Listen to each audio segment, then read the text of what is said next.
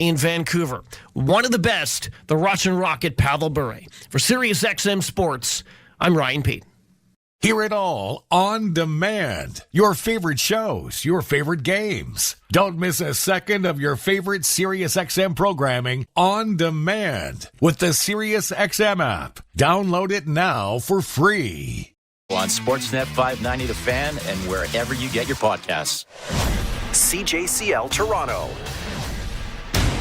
Never. Bucket is good. Not. Man, he pulled out the whole package there. Exciting. The Raptors are up 16. We're just getting started. This is Toronto Raptors basketball on Sportsnet 590 The Fan. It's the beginning. We just got started. I feel like it's just to improve daily. I feel like I work hard individually, and as a team, I feel like, we're coming together. For me, I know if I just improve, daily, I'll be where I want at the end of the year, and I think the team has the same mindset as well. It's all about, not taking any day for granted, trying to improve each and every day, whether that be on the court, emotionally, spiritually. I just want to be the best individual I can be, and also having a mindset to just be aggressive every time I'm on the floor.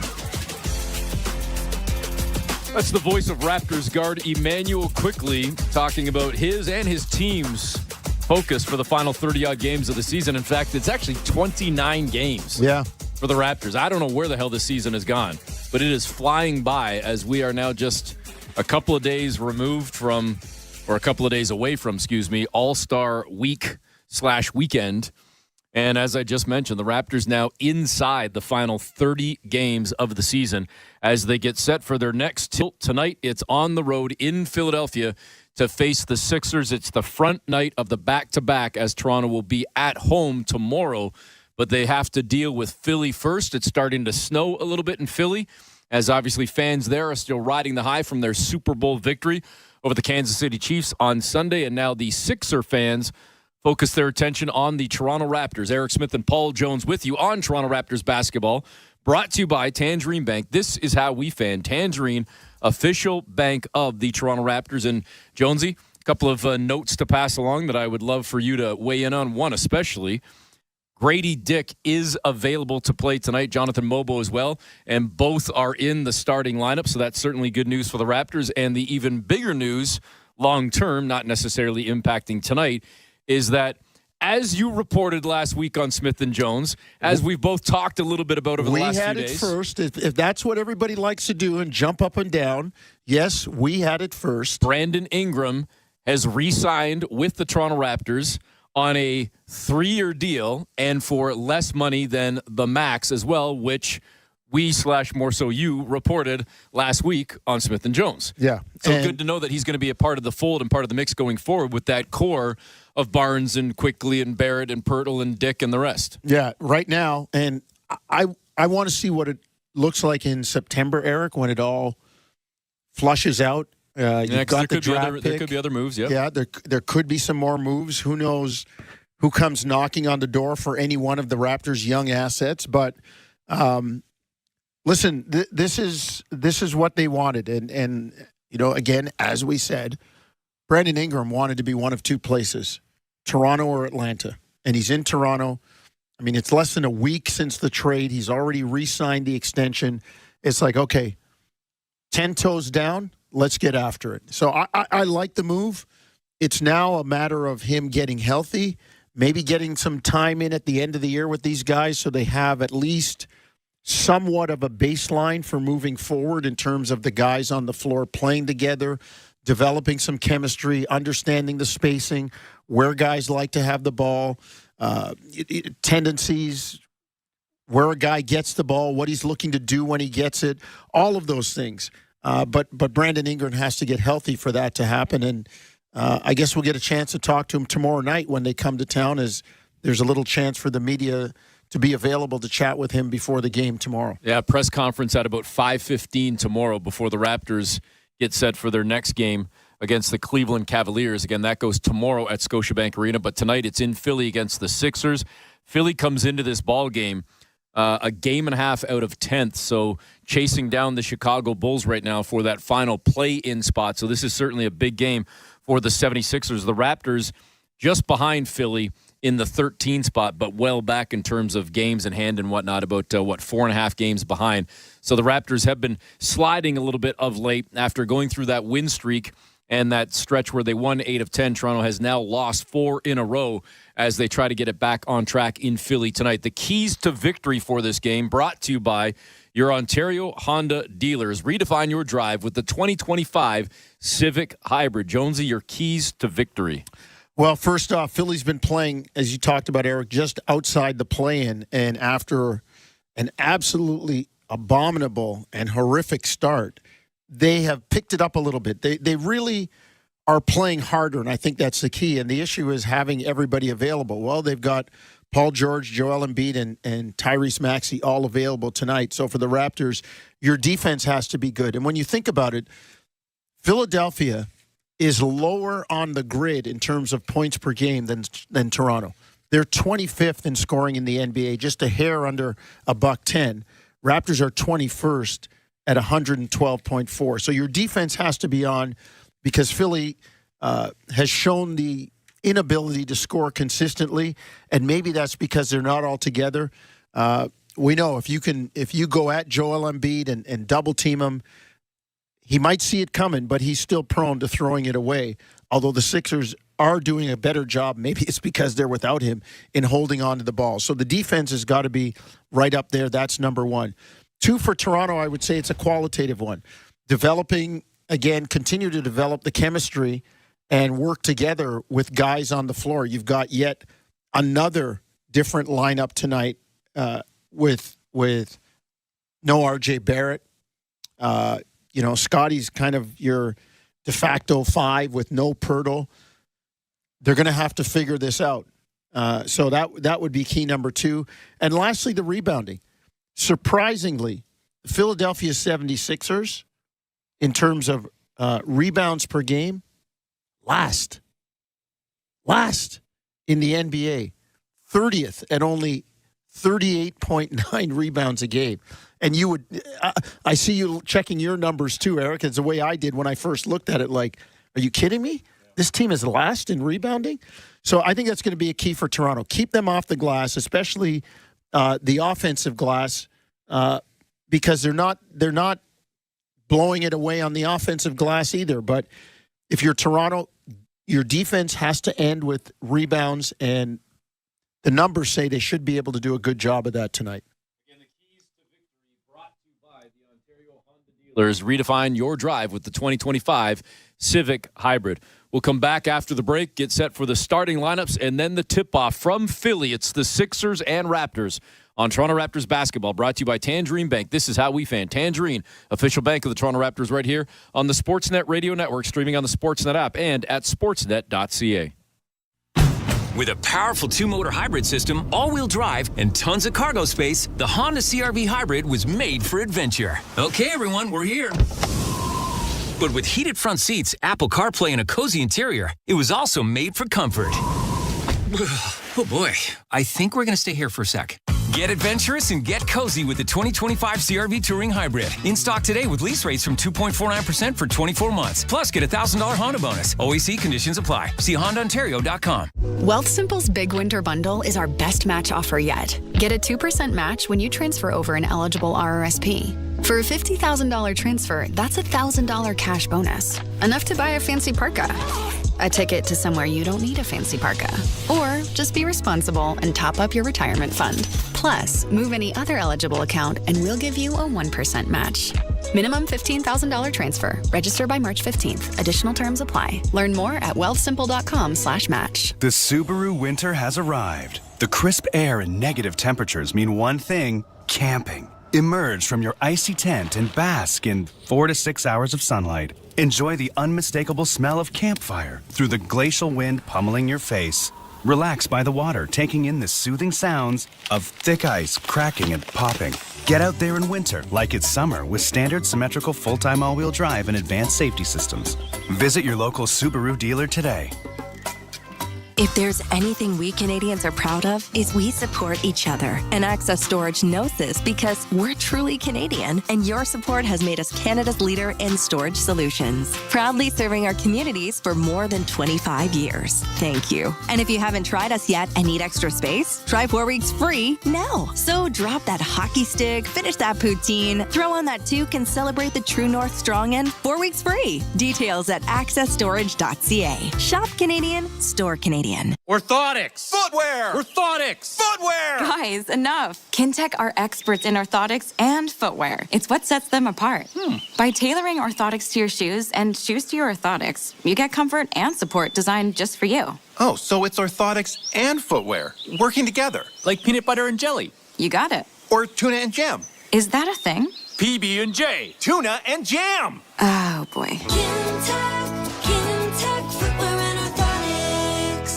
At St. Louis Bar and Grill, we're here for you no matter what. In the mood for Detroit-style pizza? We just added 4 of them to the menu. Still hungry? Add a pound of our famous wings and fries for just $5 more. Had a scary dream and need to talk about it at 3 a.m.? Call the restaurant. No one will be there to answer the phone, but you're certainly welcome to call. For a limited time, get a $5 pound of wings when you try our new pizzas. Plus, you can add a select 20-ounce Molson Draft for just $6.99. Dine in only, Texas Extra. St. Louis Bar and Grill. You are welcome. This is Toronto Raptors basketball on Sportsnet 590, The Fan. Welcome back. Eric Smith, Paul Jones with you, getting set for the tip-off between the Sixers and Raptors. We are moments away. Emmanuel Quickly, Grady Dick, Ochai Agbaji, Scotty Barnes, and Jonathan Mobo for the Raptors. It's Joel Embiid, Paul George, Kelly Oubre Jr., Tyrese Maxey, and Justin Edwards. Those are your starters for tonight's tilt, as the Raptors hope to close this road trip on a high, get a victory, and carry that momentum into the second half of the back-to-back tomorrow night at Scotiabank Arena.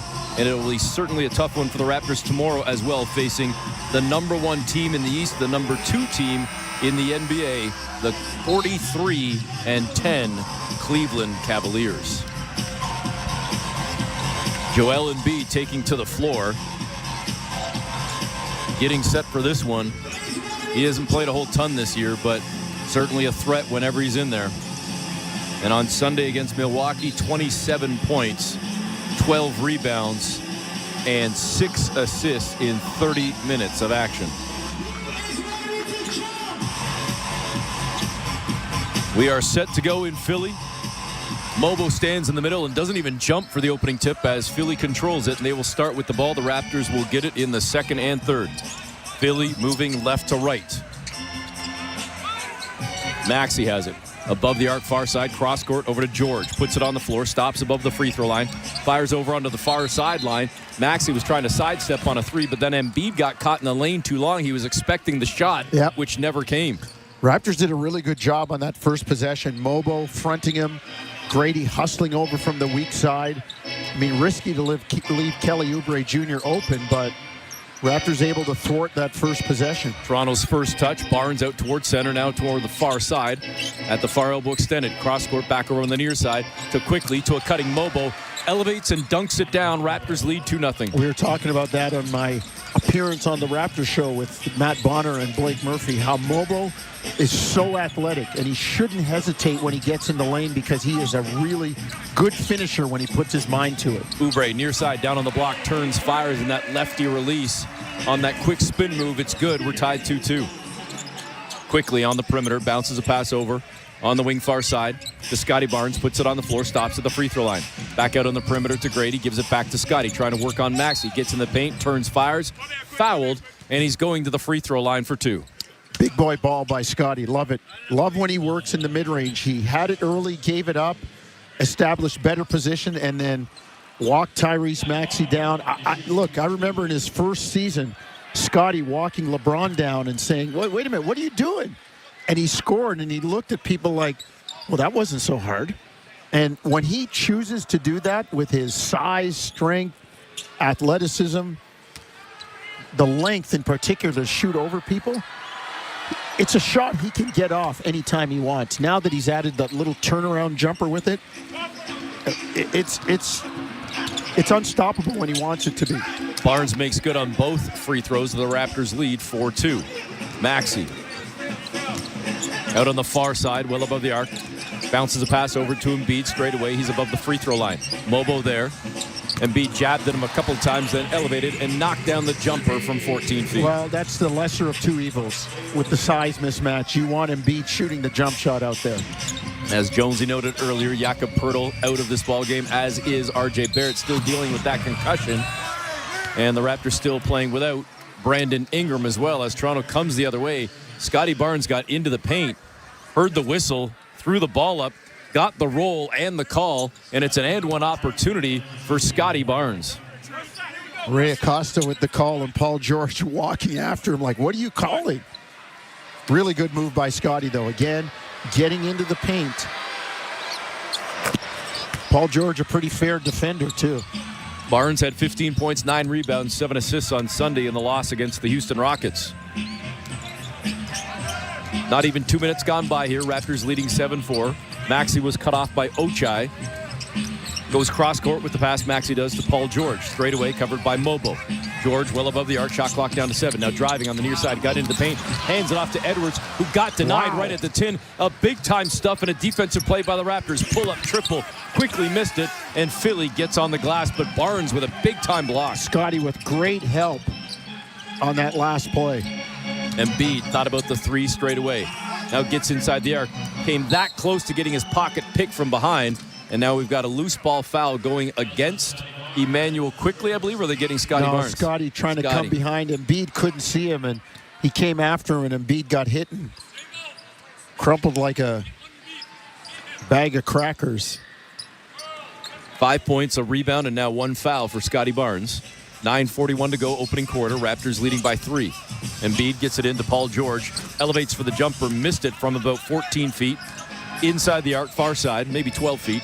And the Raptors bring it across center. Here comes quickly, weaving through traffic. Got toward the 10, goes into the far corner. Open 3 for Ochai. Goes down right in front of the Philly bench. I'm surprised when Ochai misses one of those standstill corner threes. He's so good on the catch and shoot. Embiid over to Oubre, wing, far side. Trying to shake free from Grady. Ran into Grady, but continues to dribble. Now getting his pocket picked as Mobile came from the weak side. Goes down the floor. Dunks it down, and the Raptors lead 12-4. I love it when this kid's aggressive. He is, I think he's one of the steals of the rookie class for Toronto. Raptors on an 8-0 run right now. Philly looking to elevate inside and trying to get it to Embiid. It was picked off by Scotty Barnes, who deflected away. Loose ball picked up by Emmanuel quickly.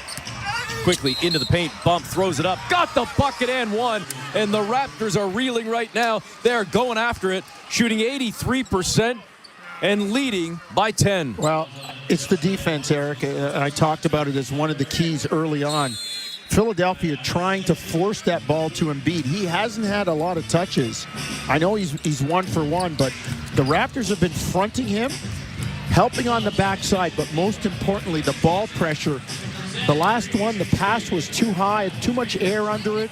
Scotty on the front gets a piece of it, knocks it away, a deflection that becomes a 50-50 ball, and the Raptors come away with a chance for a 3-point play. I think I combined rolling and dealing with reeling. They're not reeling, they are rolling, and they are dealing, and they are up by 10 with a free throw to come after the break.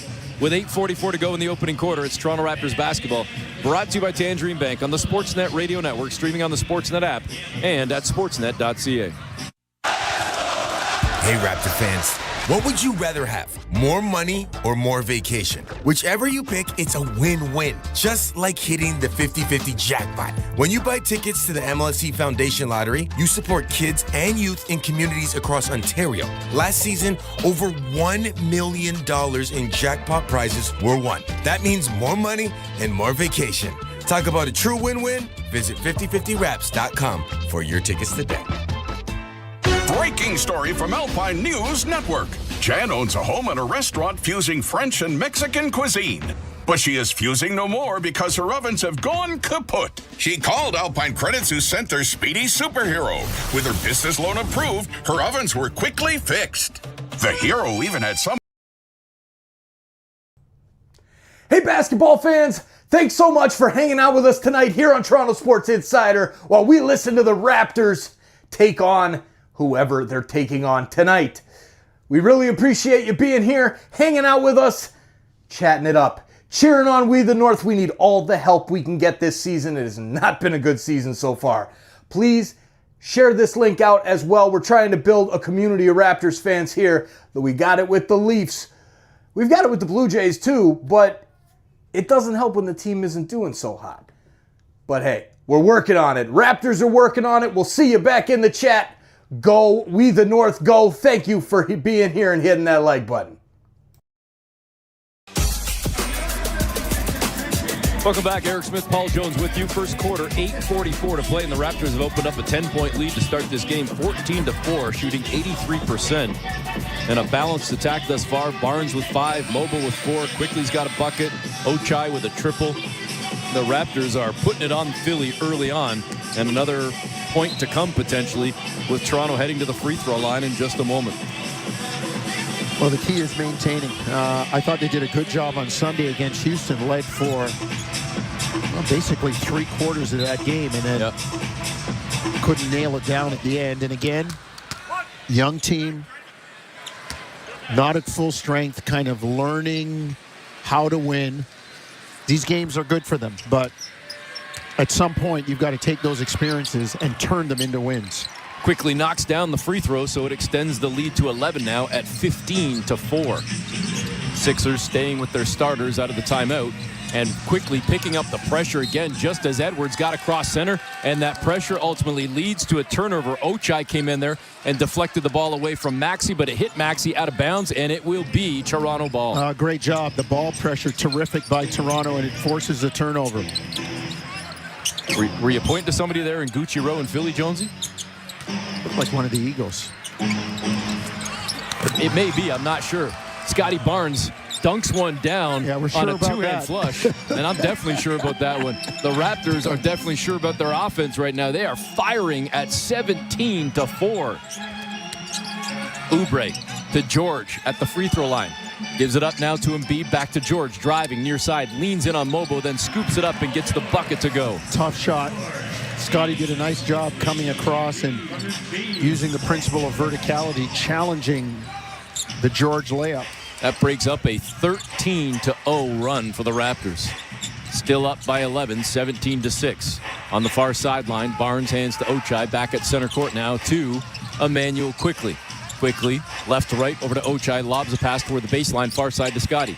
Along the baseline, whips it in the near corner to Grady Dick, who drives to the 10, tried to go up and under on a reverse against Embiid, but ultimately missed the shot. They should have just tried to cram it in his face. Easy for me to say from here, but you might have got the foul. Maxey turns, fires, and gives it up to Joel Embiid, who misses the Scud missile from about 10 feet. Shot it out of a cannon. Mobo, Grady, far side, triple up, rattled 2 rims, 3 rims, no. Bounced out for Grady Dick. 17-6, Raptors still leading by 11. 5 minutes gone by here, opening quarter. Embiid straight away with the 3, and it's clean for Joel Embiid. That's something you got to kind of live with. The fact that you don't want him doing damage down low. Contest it, but at the same time, if he's going to stand out there and fire threes, I think contesting him and making him miss is a pretty good option. Embiid leading the way for Philly with 5 points right now. Barnes, the leading scorer overall, with 7. He's got the ball right now, driving along the baseline, going up and under, hit by Embiid, and he's going to the free throw line. And I don't know what Joel Embiid is complaining about. There's no doubt that he hammered Scotty Barnes. If Embiid gets hit like that, he ends up on the floor. Scotty came reverse on the baseline and was trying to far side to near side come up under the rim, and the action of his arm getting the ball toward the basket was aborted by the foul on Embiid. And Barnes goes to the stripe, knocks down the first one. A perfect 4 of 4 at the stripe thus far for Scotty Barnes. Got 8 points in the ball game. As now Quentin Grimes checks in for the Sixers. Didn't understand that trade for Dallas, giving up offense and having even less now with giving up Grimes. But they did get, Martin's a good defender, and that's what they were sorely lacking last year in the finals. And wasn't that the most Anthony Davis-like debut for him? Every time he gets hurt, all I hear is you saying leading the league in MRIs. Like, I love the guy. He's a great player, but Charles Barkley called him Street Clothes Davis, and yeah, he does. So AD-like. Jonathan Mobo in the lane, goes far corner to Quickly, back out on the perimeter to Grady to Barnes. Barnes now into the painted area trying to go at Grimes, lost the handle, got it back, leans in, missed the shot, tried to tip in his own miss, couldn't get it to go, and Philly comes away with the rebound. Raptors had a chance to get 2 after the Paul George missed 3, couldn't capitalize. Now Quentin Grimes misses a 3, and the Raptors grab the rebound, and they will bring it across center. Playfully, you had Scotty Barnes and Jonathan Mobo kind of swatting at each other as they battled each other for that rebound. Quickly in the paint, kind of got caught midair and committed the cardinal sin of not knowing where to go with the ball, and he turned it over. Well, see, that's chemistry. Pirtle, as a big guy, is looking for that drop-off, right? Pirtle is looking for that drop-off. The spacing is better when Quickly drives to the dunker spot, the short corner. Your big guy's hanging around the dotted line. Momo that time thought there was going to be a shot, was in the slipstream for the rebound, and then when Quickly passes it, there's nobody there. It's a turnover, right? And that's what I mean about the chemistry. Pirtle, a big guy, understands that. 5:31 to go in the opening quarter. Joel Embiid hit on that last shot attempt, so he goes to the free throw line, but misses on the first attempt. Embiid on the season shoots 88% at the line, so a rare miss there. And I saw this graphic a couple of weeks ago. It's been updated since, obviously, because he's played a little bit more. But how about Joel Embiid in his career has played in 449 games and has missed 404 games. And somehow, in the midst of all that, he still has an MVP. He has missed nearly as many games as he's played. He has an MVP and a contract that has him set for life. Played in little more than 50% of his games. And has never been out of the second round. Raptors just turned it over after Embiid split the free throws, Toronto leading 19-10. Can I poke the bear? How's that tank working for Philly? Ask Sam Hinkie and Brett Brown and Doc Rivers and coaches that have lost jobs. They've been trusting the process for a long time, Jonesy. Yeah. A long time. Maybe that process needs to change. Mobo just picked up a foul on Joel Embiid, who I'll say drove down the paint. He kind of slow-stepped and Euro-stepped his way to the tent, but ultimately did get hacked. And that left leg of his is wrapped big time. It's got a massive brace on it below a white sleeve, and both are probably on top of the blue sleeve or the blue tights that he wears, as the right leg is blue and the left leg is white, but there is a whole lot of padding on that left leg, both above and below the knee. Embiid goes to the free throw line, knocks down the first one. Darko Rajakovic is in a full conversation over on the sideline with the officials, not liking the last call. Yeah. As Embiid hits the second free throw. He's now up to 9 points in the ballgame. Check that 8 as his team trails by 7. It's 19-12.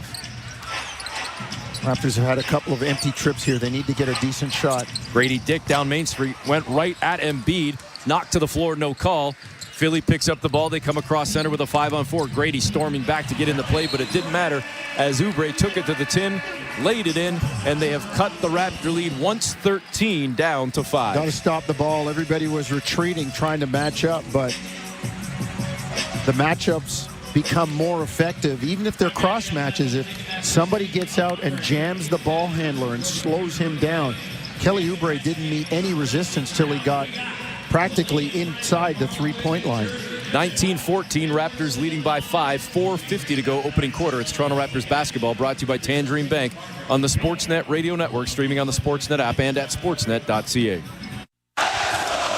Hey, Raptor fans. What would you rather have? More money or more vacation? Whichever you pick, it's a win-win. Just like hitting the 50-50 jackpot. When you buy tickets to the MLSE Foundation Lottery, you support kids and youth in communities across Ontario. Last season, over $1 million in jackpot prizes were won. That means more money and more vacation. Talk about a true win-win? Visit 5050raps.com for your tickets today. With a powerful two-motor hybrid system, all-wheel drive, and tons of cargo space, the Honda CR-V Hybrid was made for adventure. Okay, everyone, we're here.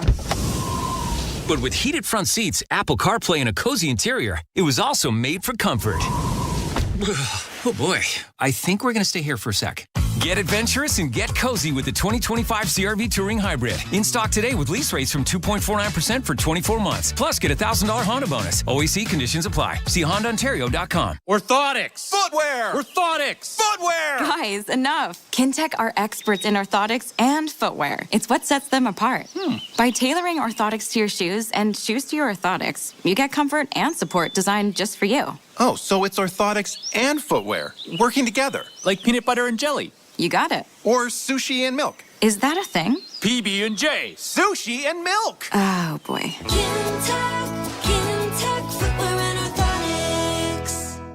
This is Toronto Raptors basketball on Sportsnet 590, The Fan. Welcome back, Eric Smith, Paul Jones with you. 4:50 to play in the opening quarter. Raptors leading 19-14. Scotty Barnes leading the way with 9 points. He's getting a bit of a breather right now with Jamal Shead and Chris Boucher coming off the bench for Toronto. And again, if you missed it earlier today, it was announced that the Raptors have signed newly acquired Brandon Ingram to a 3-year contract, a 3-year extension.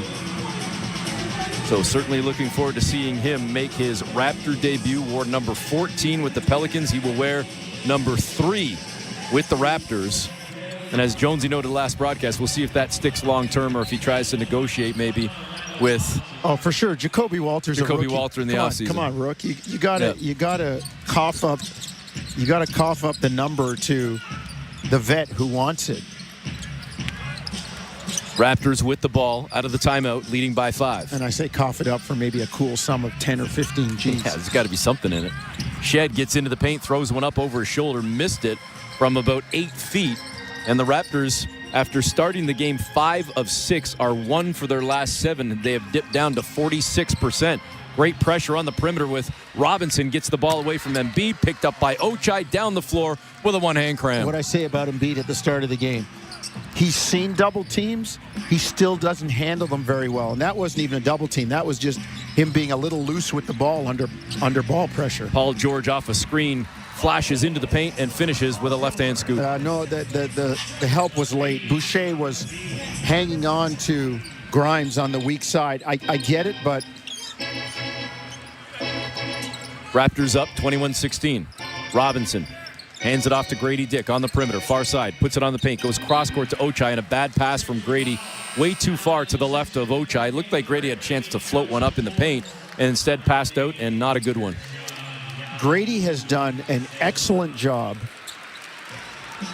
of acquiring the speed and skill to get shots off on down screens, on catch and shoots, on dribble handoffs.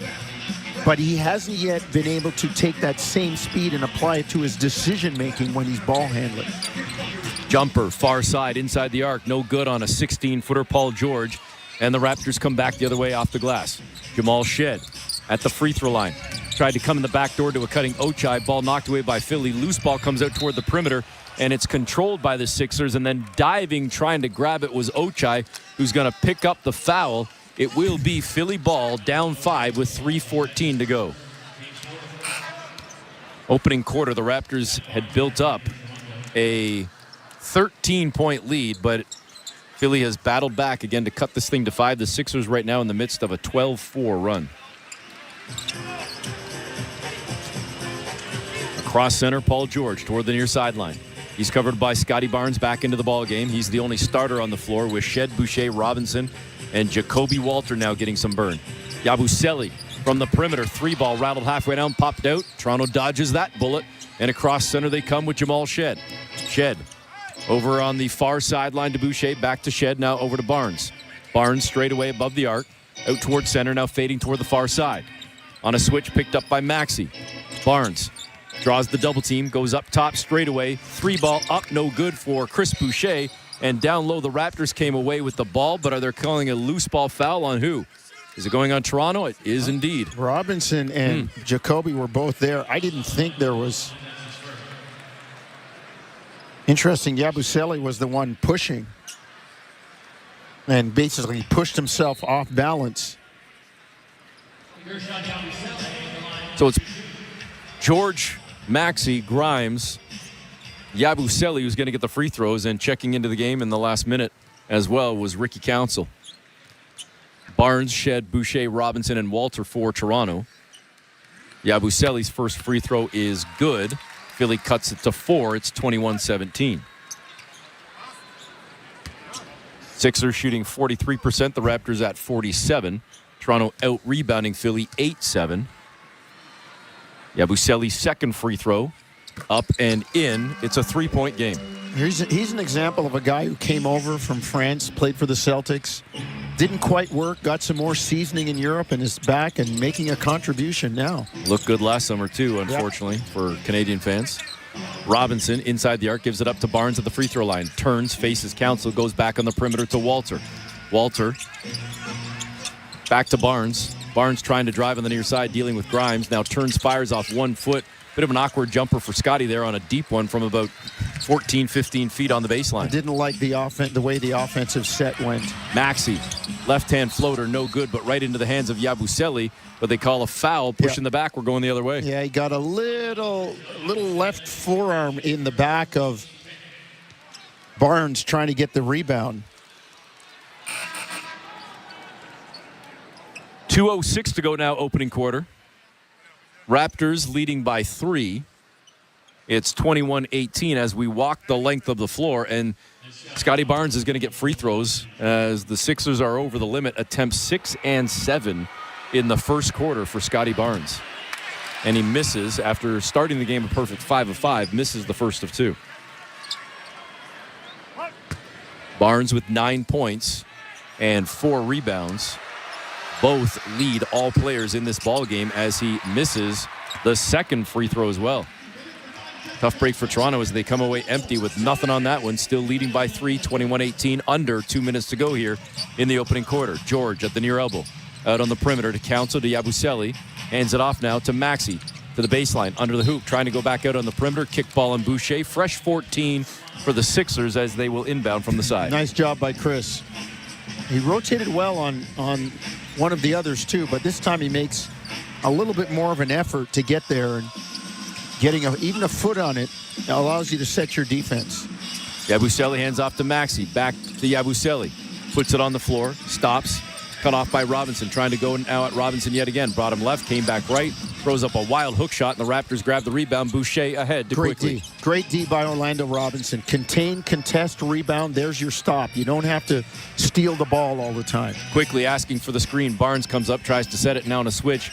Quickly picked up by Yabusele. He elevates for the triple and knocks it down over Yabusele to stretch the lead to 6. IQ's got that long-range ability.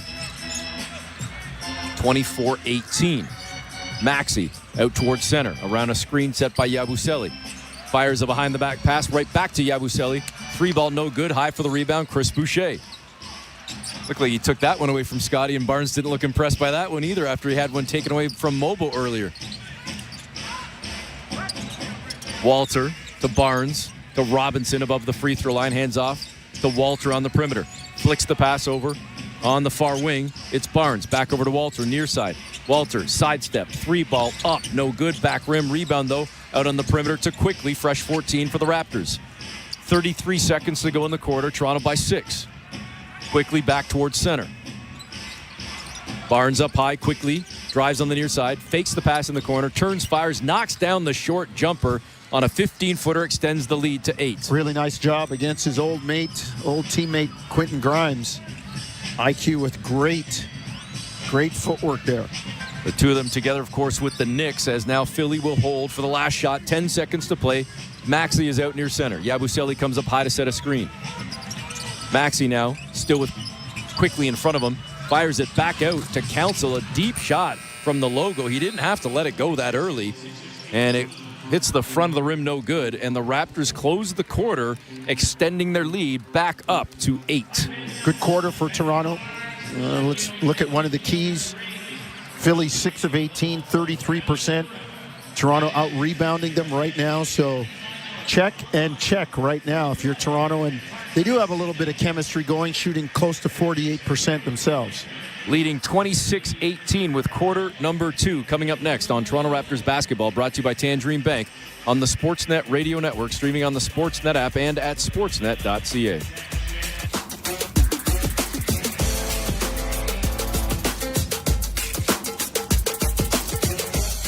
If there's anything we Canadians are proud of, is we support each other. And Access Storage knows this because we're truly Canadian, and your support has made us Canada's leader in storage solutions. Proudly serving our communities for more than 25 years. Thank you. And if you haven't tried us yet and need extra space, try 4 weeks free now. So drop that hockey stick, finish that poutine, throw on that toque, and celebrate the True North Strong End 4 weeks free. Details at accessstorage.ca. Shop Canadian, store Canadian. It was a rainy day in Pizzaville when we realised that our extra large pizza is 2 whole inches longer than the so-called extra large from the big pizza conglomerates. How do they even call theirs extra large when Pizzaville gives you 18 whopping inches, steaming hot? Because, let's be honest, who wouldn't want 2 more inches? Pizzaville Stone-Baked Pizza. Fiercely Canadian.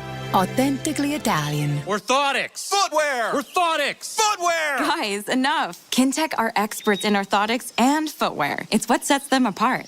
By tailoring orthotics to your shoes and shoes to your orthotics, you get comfort and support designed just for you. Oh, so it's orthotics and footwear working together. Like peanut butter and jelly. You got it. Or mustard and banana. Is that a thing? PB&J. Mustard and banana. Oh, boy.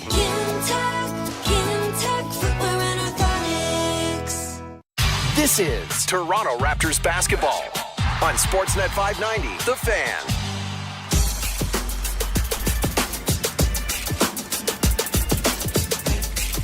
Welcome back, Eric Smith, Paul Jones with you, getting set to start quarter number 2. Thanks for tuning in on a Tuesday night as the Raptors are in Philly facing the Sixers and leading after one 26-18. Solid start for Toronto, solid start for Scotty Barnes and Emmanuel Quickley. Barnes with 9 points, 4 boards, Quickley 8 points, 2 assists and a rebound. And Quickley starts with the ball across center, driving on the near side, got into the paint, felt contact, throws it up. And the Raptors are going to head back to the free throw line with Emmanuel Quickley. Think of when they have everybody healthy, what kind of offense you're going to have with the aggression of Quickley and Barnes, the savvy, the mid-range playmaking of Barnes and mid-range game of Ingram. Quickley can shoot the 3, and then you've got Pirtle, the rock in the middle. I can't wait to see this. And then you come off the bench with a bunch of these young guys who are really, really showing well when you think about Abaji and Shed, Jacoby Walter, Mobo, Grady. Like that. Listen, that's not NBA championship material, but boy, it sure is a good young core to grow with. And, again, I could see the jump. We talked about it, Eric, going from a lottery pick to, top 6 in the conference they did the way they did a few years ago. 2 free throws good for Quickley. Raptors have pushed their lead back into double figures at 10. Double team toward the far sideline. Embiid trying to get out of it. Passes to Oubre.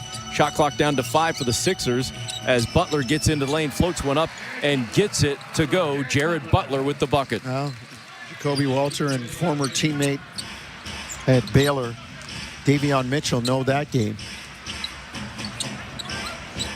Quickly over to Barnes. Above the arc near side. Scotty holding the ball, waiting for Jacoby Walter. Now, Scotty's going to keep it himself. Got by Yabusele, got in the paint, turns, fires, and just took him to school with a right-hand hook. Great patience. Scotty stayed on his feet, under control with the stop in the lane, and just got him leaning enough to get it down. Sixers cut off on the baseline, far side. That was Butler, who goes back to Embiid. Embiid got down to the elbow, then fired back out to Grimes. Missed the 3, picked up on the rebound by Quickley. Across center comes Emmanuel. Slowing things down, waiting for his team as Barnes gets across center. Sets the screen, Quickly tried to go back to Barnes, and that pass was tough in close quarters. Picked off by Philly. Grimes, far side. And when you turn the corner as a guy in the screen and roll, watch the defender. He'll tell you what to do. And that time, Yabusele backed off a little bit. You got to hold him with the dribble. You got to make him a prisoner. Take that dribble at him, say, are you going to play me or going to let me get to the basket? It's like a mini 2-on-1. If he commits and plays you, then you dump it off. Joel Embiid was apparently fouled on the shot. So he's getting 2 free throws right now. Foul comes in against Chris Boucher. That'll be his first. And Embiid goes to the free throw line, knocks down the first one. He's 4 of 5 at the stripe. Getting some early burn for the youngster Shamshe on the floor right now as well. Yeah, well, there's not a lot of size otherwise, right? You don't have Pirtle, and you need a guy like Pirtle, a classic center, to play against the Embiids, the Jokic, those types of players in this league. What do you think of him? Shamshi? Yeah. I like his potential. I mean, he's so young, though. He's like 18, 19 years old. He's coming out of the African Academy, and this is good for him to learn. It's a good place to do it, good time to do it, I mean. Three-pointer, far corner, no good from Boucher. Philly comes back the other way. An air ball on a triple from Butler, but Yabusele picks it up, fires out to Embiid. Embiid slowly again driving down Main Street. And I'm sorry, folks. Folks, we're laughing because Embiid... When I say drive, it looks like he's being rolled down Main Street. It's so slow, and then he got hit, and both his knees buckled, and he fell with his legs together and just crumpled to the floor. You timed that drive down the lane with a sundial. Oh, my goodness. And then, like, the least little bit of contact, as you said, I said it earlier, he crumples like putting your fist on a bag of chips or crackers. It's just... I always said, biggest guy in the gym, most time on the floor. It's working right now, though, as he gets back to the free throw line and knocks down the first one, cuts the Raptor lead to 8. He's always amongst the league leaders in getting to the free throw line, and I think some of that is the referees buying the embellishment. And I've said this over and over. At some point, the referees are going to have to start calling flops and waving those off, so guys will stop doing it. As long as you keep reinforcing it with calls, they're going to keep doing it. First free throw actually cut it to 7, second one to 6, so it's now 30-24. Raptors leading by 6. Triple far sideline, no good for Emmanuel quickly, and the Raptors scatter back defensively. Toronto shooting 45%. Sixers at 33%. Grimes to Embiid again, looking to get into the paint. Shamshe cutting him off. Goes back out to Grimes to Embiid. Whips it down on the block to Yabusele. Leaned in, missed the shot. Good contest down low as the Raptors got the defensive stop, come away with the ball. Driving far side, it's Walter, who turns, fires, takes a ton of contact, no call, but gets the bucket. Now, do you think if that's Luka Doncic or LeBron James, that's a call, foul call? Yes. Just asking for a friend. Kelly Oubre inside the arc, far side. Goes over to Grimes, far sideline, and he knocks it down. Yeah. Good on the 3, and the Raptors cheated and got caught. Jacoby Walter left and went to double team, but Oubre didn't have his back totally turned, and he saw where the next pass was. 32-27, the Raptor lead cut to 5. Walter to quickly back over to Walter above the arc on the wing far side. Drives on Embiid, got into the paint. Embiid recovered, got the block, but then Walter picks up his miss. His tip no good.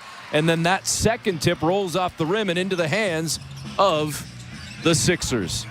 Butler to Yabusele, near sideline. Wide open triple is good. The Sixers have cut it to 2. Well, that is a 5-point swing. Walter made a great move, taking Embiid on the drive, and then just couldn't get the initial or the tip down. Barnes on the baseline to Boucher. Missed the jumper far side. Shamshe keeps it alive into the hands of Walter. Fresh 14 for the Raptors. They whip it back out on the perimeter. On the wing, near side, Scotty Barnes trying to drive now on Butler. Goes cross court to quickly on the perimeter. Triple no good. Picked up by Philly. Down the floor comes Butler. Got a step on Barnes. Throws it up on a scoop. Got it high off glass. Got it to go. And we are tied at 32. Well, kind of a one-man fast break by Jared Butler. I thought Scotty did a nice job contesting, but that's a tough shot by Butler. 32 apiece with 7:55 to go in quarter number 2. It's Toronto Raptors basketball, brought to you by Tangerine Bank on the Sportsnet Radio Network, streaming on the Sportsnet app and at sportsnet.ca. At Tangerine, we're fans of fans who are invested in the game. Like Mary, who stands 5 inches away from her 55-inch flat-screen TV and yells at it even though she knows no one on the TV can hear a word she's saying. Is it effective? There's no evidence. Do we support her? Yeah. Screaming at the TV for all 4 quarters. That's how Mary fans. And we're fans of Mary. This is how we fan. Tangerine, the official bank of the Toronto Raptors. Hey, Raptor fans.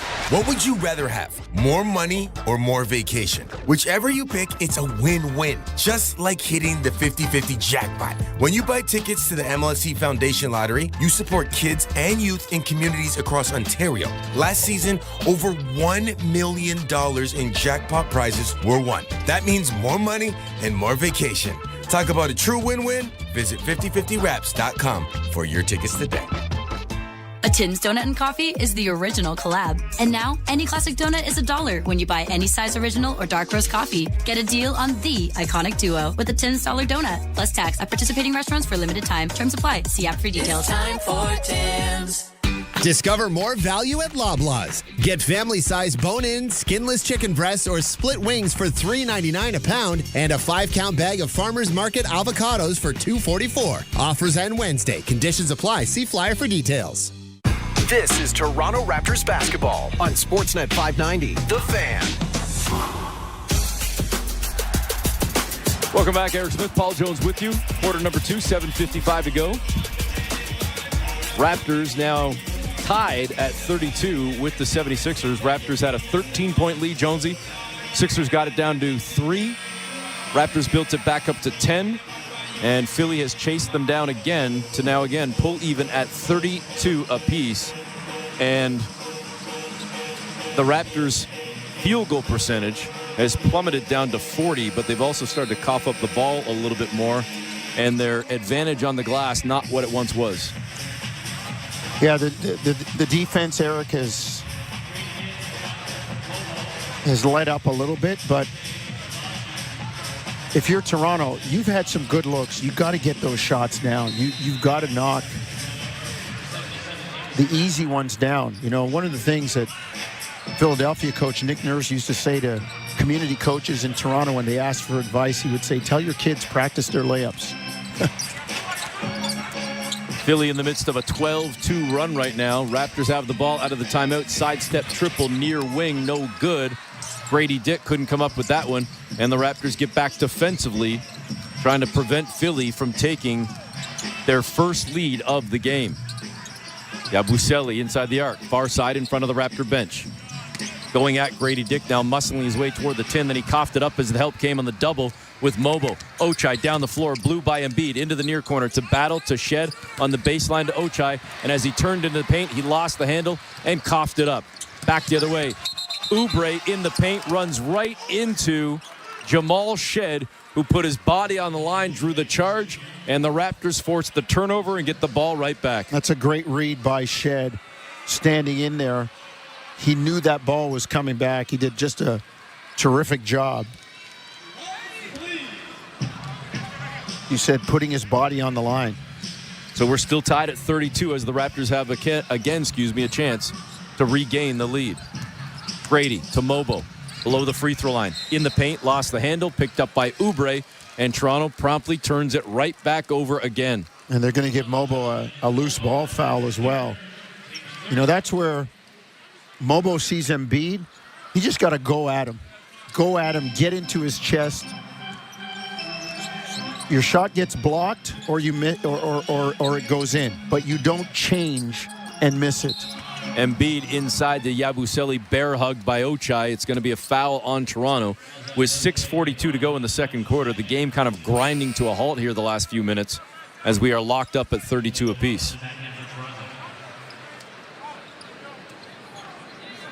Kyle Lowry, the former Raptor, not playing in this ball game tonight. Sitting on the Philly bench with that Philadelphia Eagles hat on. And I don't know if you saw the video he posted on Instagram a couple of nights ago where he got out on the streets on Sunday night and he was out partying with the Philly faithful celebrating the Eagles Super Bowl victory. Shot no good for Philly. Raptors dodged that one as Embiid came up empty on a 28-footer back the other way as Shed. Into the paint, out on the perimeter to Grady. Puts it on the floor. He gets into the paint. And as he elevates, he lost the handle. He wanted the call, didn't get it. Ed Malloy says no. Here come the Sixers. And leaning in for the bucket, plus the foul, is Quentin Grimes. As Battle thought he got out of the way, but they're going to say nope, too much contact. It's an and one opportunity for Quentin Grimes. If you're going to get out of the way, sell right out. Like literally run away from the guy. Either that or chop him so he can't get his arms above his shoulders. And the free throw no good. But after the bucket, it's a 2-point lead for the Sixers. And now Yabusele rips it away from Toronto. And it turns into a 4-point trip as Butler skips through traffic to lay it in. And the Sixers have opened up a 36-32 lead. Robinson not strong enough with the box out. And then Butler did a nice job shifting Grady and going down the lane. We are 5 seconds away from the midway point of quarter number 2. 6:05 to play until half. Raptors now trailing 36-32 on Toronto Raptors basketball. Brought to you by Tangerine Bank on the Sportsnet Radio Network, streaming on the Sportsnet app and at sportsnet.ca. Hey, Raptor fans, what would you rather have? More money or more vacation? Whichever you pick, it's a win-win. Just like hitting the 50-50 jackpot. When you buy tickets to the MLSE Foundation Lottery, you support kids and youth in communities across Ontario. Last season, over $1 million in jackpot prizes were won. That means more money and more vacation. Talk about a true win-win? Visit 5050raps.com for your tickets today. Hi, it's Dave, one of the sales managers at Maple Auto Mall. When people want a new vehicle, I feel their excitement and their caution. They'll ask, can I afford this? Well, at Maple Auto Mall, we'll ask, what are you looking for? And what's your budget? With 10 dealers, we'll find you the perfect vehicle and make the money work. So all you have to do is enjoy the ride. Get the best selection and service at mapleautomall.com. What's up, Raptors fans? Thank you so much for hanging out with us tonight. Now's the time of the show.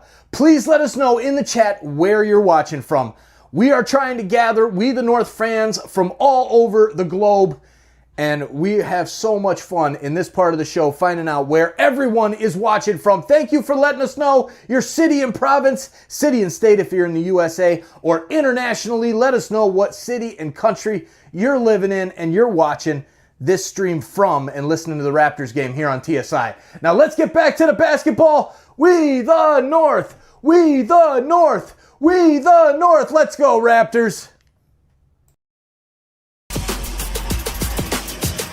Welcome back. Eric Smith, Paul Jones with you. 6:05 to go, second quarter. Raptors now trailing 36-32, and they have dipped down, Jonesy, to 38% from the floor. Again, I go back to the start to the game for the Raptors. They were 5 of 6, 83%, and since then, they are 6 for 23 from the floor.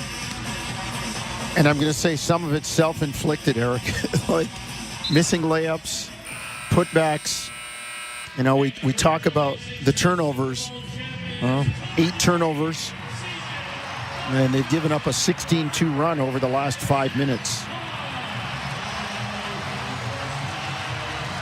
They were leading 30-20. A 10-point lead, their second double-figure lead of the game.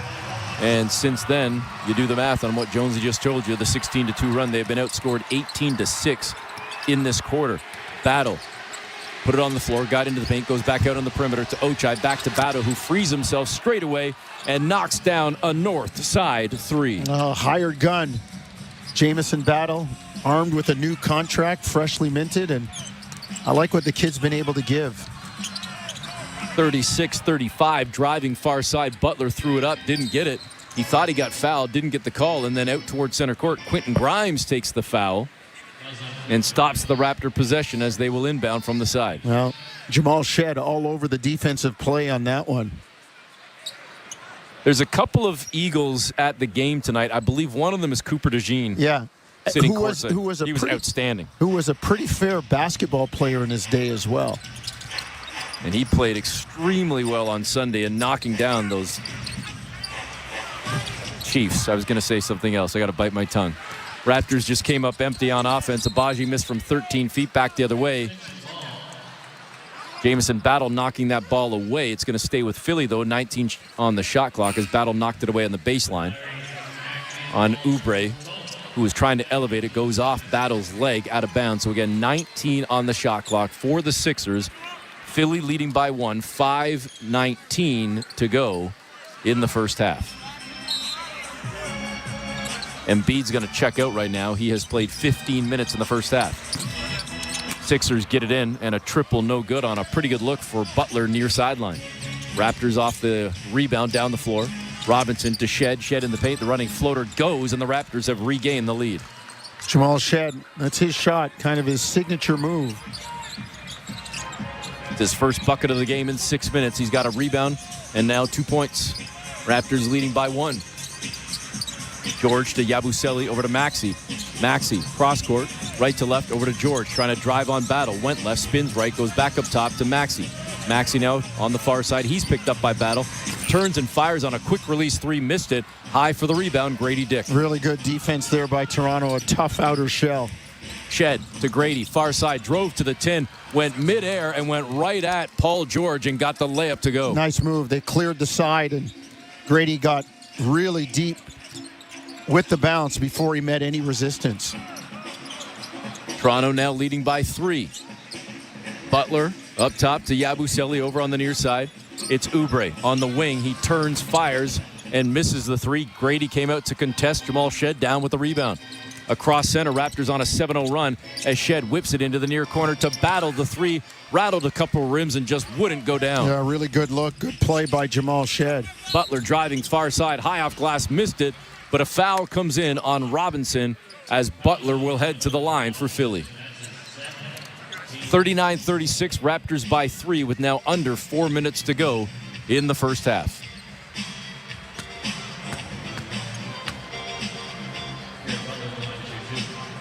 Toronto, their second unit tonight, putting up only 7 points thus far, outscored 16-7. And Butler, the top man, off the bench for Philly with now 7 points as he knocks down the first free throw. Jared Butler out of Baylor, second-round pick in 2021 from Sacramento, averaging about 7 points per game this season. And that's exactly what he scored on Sunday in his last game against Milwaukee. Played 11 minutes in that game. He was acquired from Washington in the Reggie Jackson deal back on trade deadline. He's been with Philly for less than a week. Knocks down the second free throw. He's now got 8 off the bench. Philly cuts the Raptor lead to 1. Barnes out towards center. On a switch, he's picked up by Maxey. Barnes driving into the paint, stops on a dime, a couple of head fakes, then steps in, misses the shot. But a late whistle comes in as he's hit on the side of the head, and he's going to go to the line for 2. Big boy ball again. That should have been an and 1. He had both feet in the paint just outside the restricted area, restricted arc, and was fouled. But I'm a big fan of Scotty's mid-range and bully ball game. First free throw goes down for Barnes, who has been to the line 8 times tonight, with the 9th attempt coming in mere moments. I'd have to double check his game log. I don't know if he's been to the line 9 times total in the last couple of games. Knocks that one down as well. 7 of 9 at the stripe, pushes the lead back to 3 for the Raptors as Philly brings it across center court. Grimes trying to shake free from Grady Dick. Grimes still with the ball, goes over to Maxey. Maxey's been extremely quiet in this game, has not yet scored as he finds the pass, though, to a wide-open Edwards, who knocks down the triple in front of the Raptor bench to tie this game at 41. It's a good play by Maxey. Good basketball. Unselfish. Tied at 41 with 3 minutes to go here in the first half. Quickly in the lane. Stops, turns, fires out to Ochai. Drives into the paint, goes at everybody, hit midair, no call. And then they call a foul on him from the floor. He was trying to get up. George was trying to get up the floor, and Ochai was trying to get out of the way. That was good defense by Paul George in terms of his verticality. And Ochai went to the ground and was just trying to get up.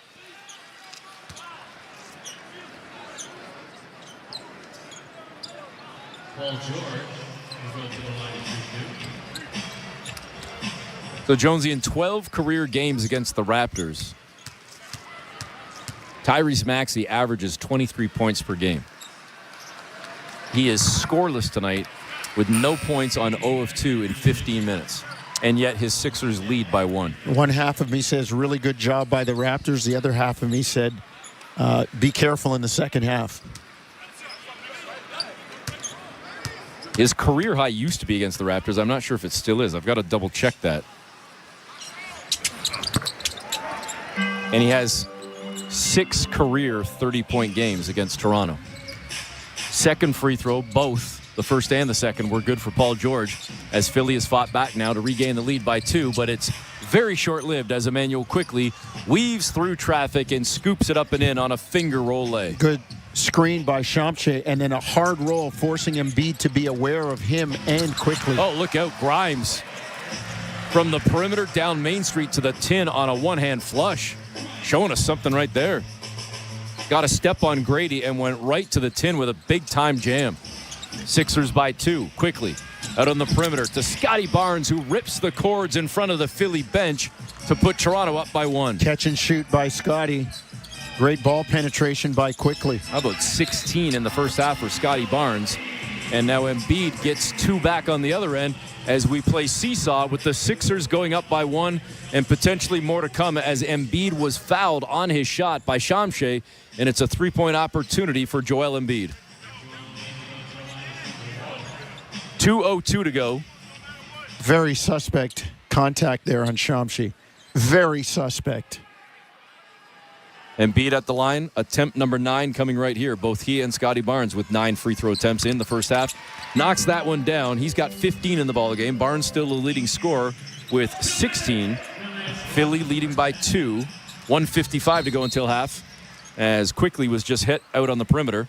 That's going to go against Edwards. His second foul. Sideline out of bounds for the Raptors. First foul in the last 2 minutes for Philly.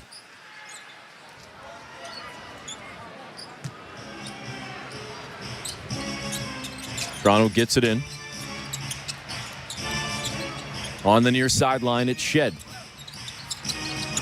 Gets into the paint, goes right at Maxey, floats it up and in over Tyrese Maxey. Jamal Shed doing it again.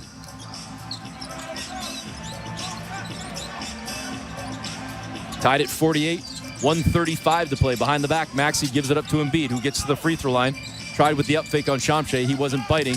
Edwards drives to the tin and lays it up and in. He went up and under and got it to go. Yeah, I thought Shamche was going to get there for the block.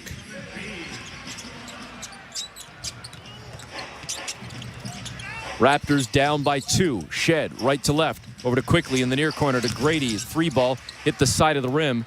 Didn't get a great look right there, and Philly comes away with it, looking to extend their lead. Little stop and go, weaving through traffic. Denied at the tin by Shamche was Edwards. Big play by the Rook. Down the floor, Grady Dick, as he jackknifes midair, lays it up and in, and the Raptors tie it at 50. Good job, Ulrich, with the block. And then Jamal Shed with the quick hit-ahead pass to give Grady an easy layup. 49 seconds to play. Embiid.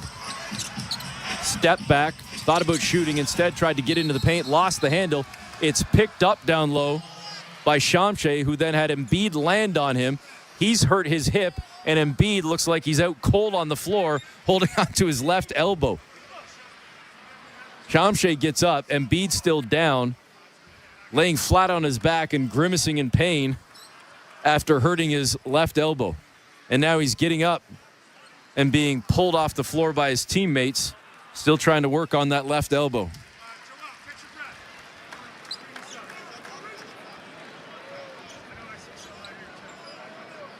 His arm got kind of hyperextended a little bit as Shamche refused to give up the ball and was trying to wrestle from the big man as they both fell to the floor. I thought Shamche did a really good job. High hands, Embiid trying to pass it. And as I said, Eric, as great a player as Joel Embiid is, he does not pass the ball well consistently and does not handle the pressure, particularly from double teams, in an efficient manner. It'll be a jump ball. If Philly wins it, they've got 5 on the shot clock. Embiid trying to cheat his way on the jump, sticking out that left arm. He's doing it again. He's going to get thrown out of the circle like hockey here. Ed Malloy's having none of it. Embiid wins it. It ricochets off Grady, right back into the hands of Joel Embiid, who turns and hits the jumper. Sixers by 2, 35 seconds to play. Quickly, far side on the wing. Backs up even further toward the far sideline. Now goes cross court to Grady. Grady, cross court to Shed. To Quickly. Quickly turns around, back out to Shed. Shot clock down to 6.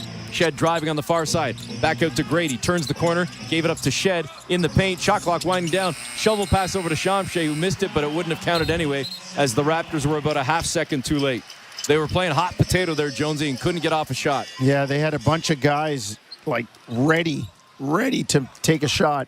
And give Philly's defense some credit on that one. 52-50, Sixers leading by 2, last shot time. They have never led by more than 4 in this first half. Maxey to Embiid. Embiid inside the arc. Turns, fires, whips a pass down low to Paul George, who dunks it down, but it comes after the buzzer. That will not count, and the Sixers will go into the break with a 2-point lead, not a 4-point lead. Well, they've come back, and the Raptors have kind of let them off the hook. But that said, if you're Toronto, you're happy that you're within striking distance. You did have a good start. You just don't expect a 13, 14-point lead in the first quarter to hold up with the way the NBA is now. But give Toronto some credit. Again, got to shore up the defense. They're doing a good job on the boards and cut down on some of the turnovers. So at the break, the Raptors trail by 2, 52-50. When we come back, Amit Mann's got the halftime show. Then Jonesy and I return for second half action. It's Toronto Raptors basketball, brought to you by Tangerine Bank on the Sportsnet Radio Network, streaming on the Sportsnet app and at sportsnet.ca.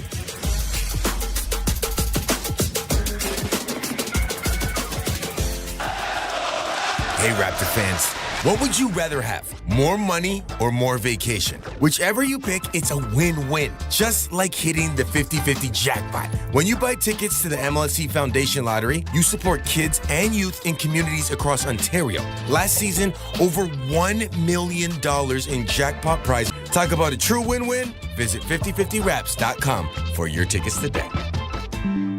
Alpine News Network is here live with one of our superheroes. I don't want to say I'm a big deal, but I am a superhero. I love helping people consolidate their debts, and that's what I did for the Smiths. I took their bills and zoom, wha-bam, zap, turn them into one low monthly payment. No, the sound's not necessary, but it's part of the fun. Own your home? Need a loan? Alpine Credits can help. Alpine Credits, where homeowners get approved. Just for license 12616. Ah, at last, the Subaru winter is here. It's the perfect weather for the beach. Feel the sun's rays on the small amount of skin peeking out of your ski mask. Put on your beach puffer and hear the sound of the waves crashing over the chatter of your teeth.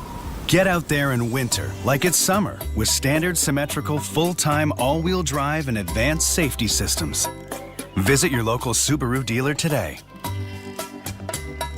We all know things tend to break when you need them most, like your furnace breaking down in the middle of a cold snap. That's why Enercare is offering a free furnace checkup for homeowners in the GTA. That's a $99 value. If your furnace has any issues, our Enercare experts can fix it, or we can get you a new one as soon as the next day. Don't get stuck shivering. Keep your home comfortable with Enercare. Terms and conditions apply. Visit enercare.ca. Enercare, experts at home. This is Toronto Raptors basketball on Sportsnet 590, The Fan.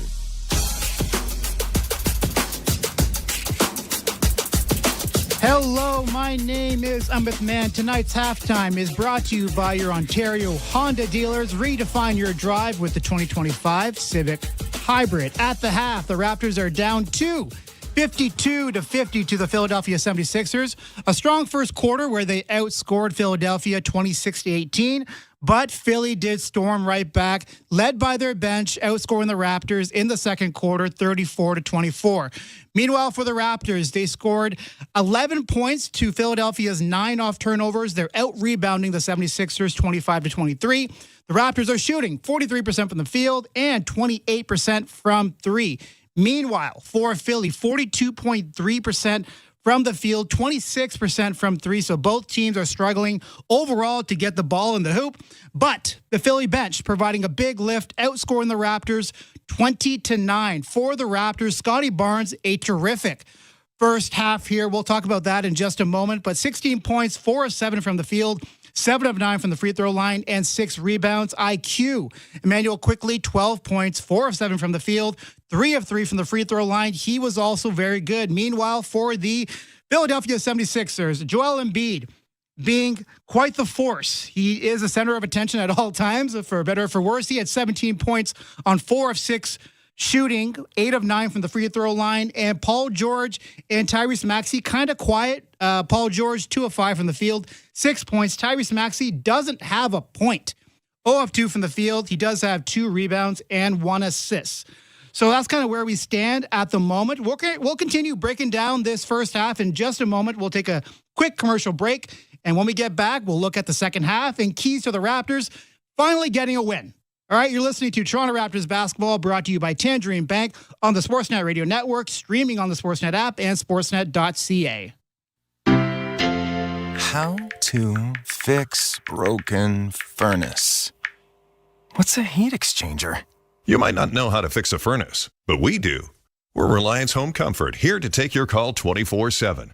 And if you need a new furnace, ask us about our next day or we pay installation guarantee. Plus, right now, save 20% during the Reliance team member pricing event, where you pay what we pay.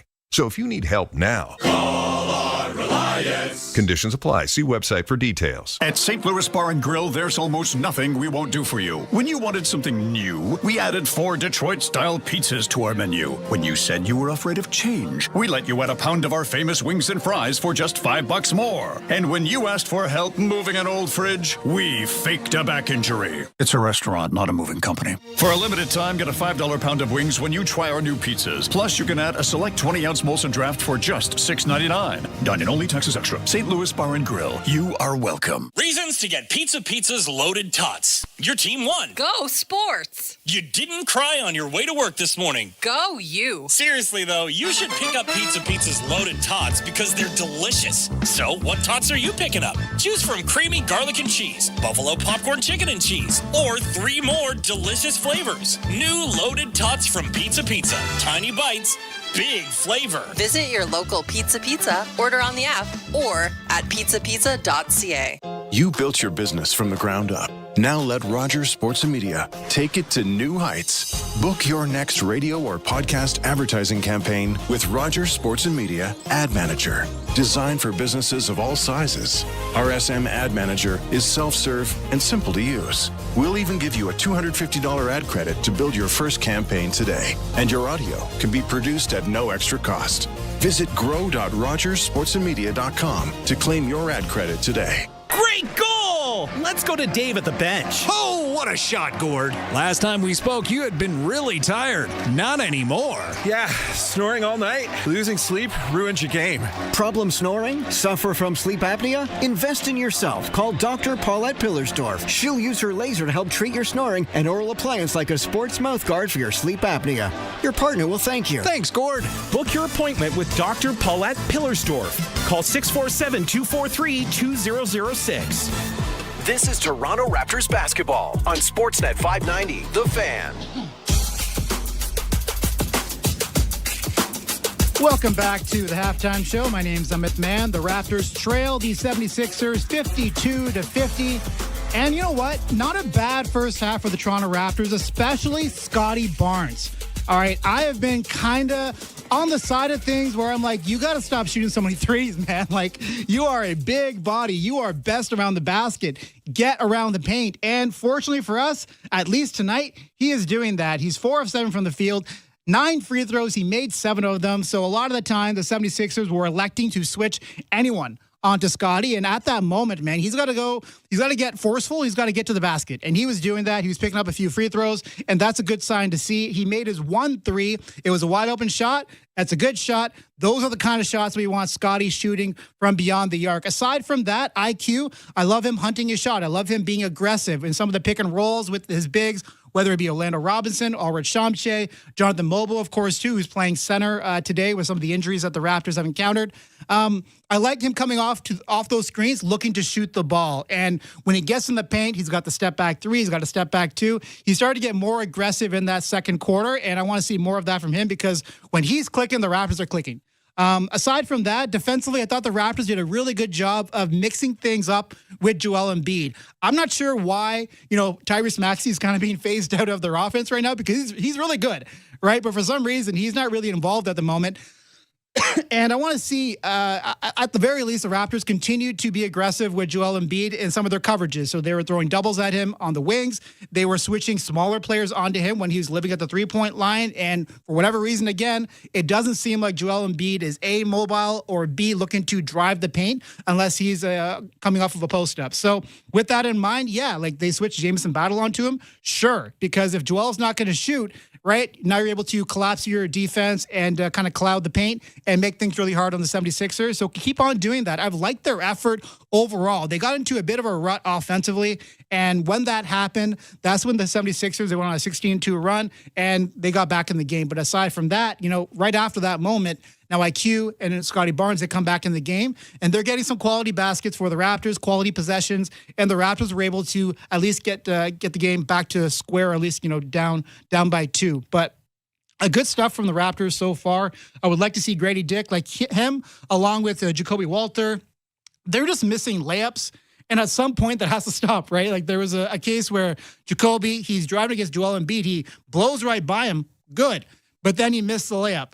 Bad. And also Grady Dick, he has a tendency to be a little bit out of control sometimes with his drives, and that happened a few times. I mean, it's kind of the maturing process for Grady Dick to get a little bit more composed in moments and just kind of settle down and focus on the shot in front of him, and also recognizing the defense that's he's encountering, because a few times, he could have cut back door, but he didn't realize that he should have done that. And again, these are things that he has to work on, but obviously, the Raptors, if they just continue to move the ball to create good possessions and utilize Scotty Barnes, if he's in this mode right now for whatever reason that he wants to drive the paint and be forceful with that, cool. And it was awesome seeing Ulrich Shamche get some minutes. He was pretty good, too, like against Joel Embiid. I mean, right now with his limited mobility, just don't bite on his pump fakes because we want him shooting threes. And Jonathan Mobo did that once, and I was like, no, sir. You do not do that against this version of Joel Embiid. And Ulrich, he did not do that for the Raptors. He was pretty good for them, and he just stayed composed, moved his feet, hands are back. Don't let, Joel Embiid and his tendency to just sometimes just fall. Like it seems like he's always going downhill, even though there are no stairs in front of him, and he always just falls. I don't get it, but that's kind of the thing with Joel Embiid, and you got to be, aware of his foul baiting because he tends to do that sometimes. So the Raptors down by 2. Let's see if they can get a win here, right? Wouldn't that be fun? Eric and Paul got you from here. We'll talk right after the game, and maybe we're discussing a Raptors win. You are listening to Toronto Raptors basketball, brought to you by Tangerine Bank on the Sportsnet Radio Network, streaming on the Sportsnet app and sportsnet.ca. We all know things tend to break when you need them most, like your furnace breaking down in the middle of a cold snap. That's why Enercare is offering a free furnace checkup for homeowners in the GTA. That's a $99 value. If your furnace has any issues, our Enercare experts can fix it, or we can get you a new one as soon as the next day. Don't get stuck shivering. Keep your home comfortable with Enercare. Terms and conditions apply. Visit enercare.ca.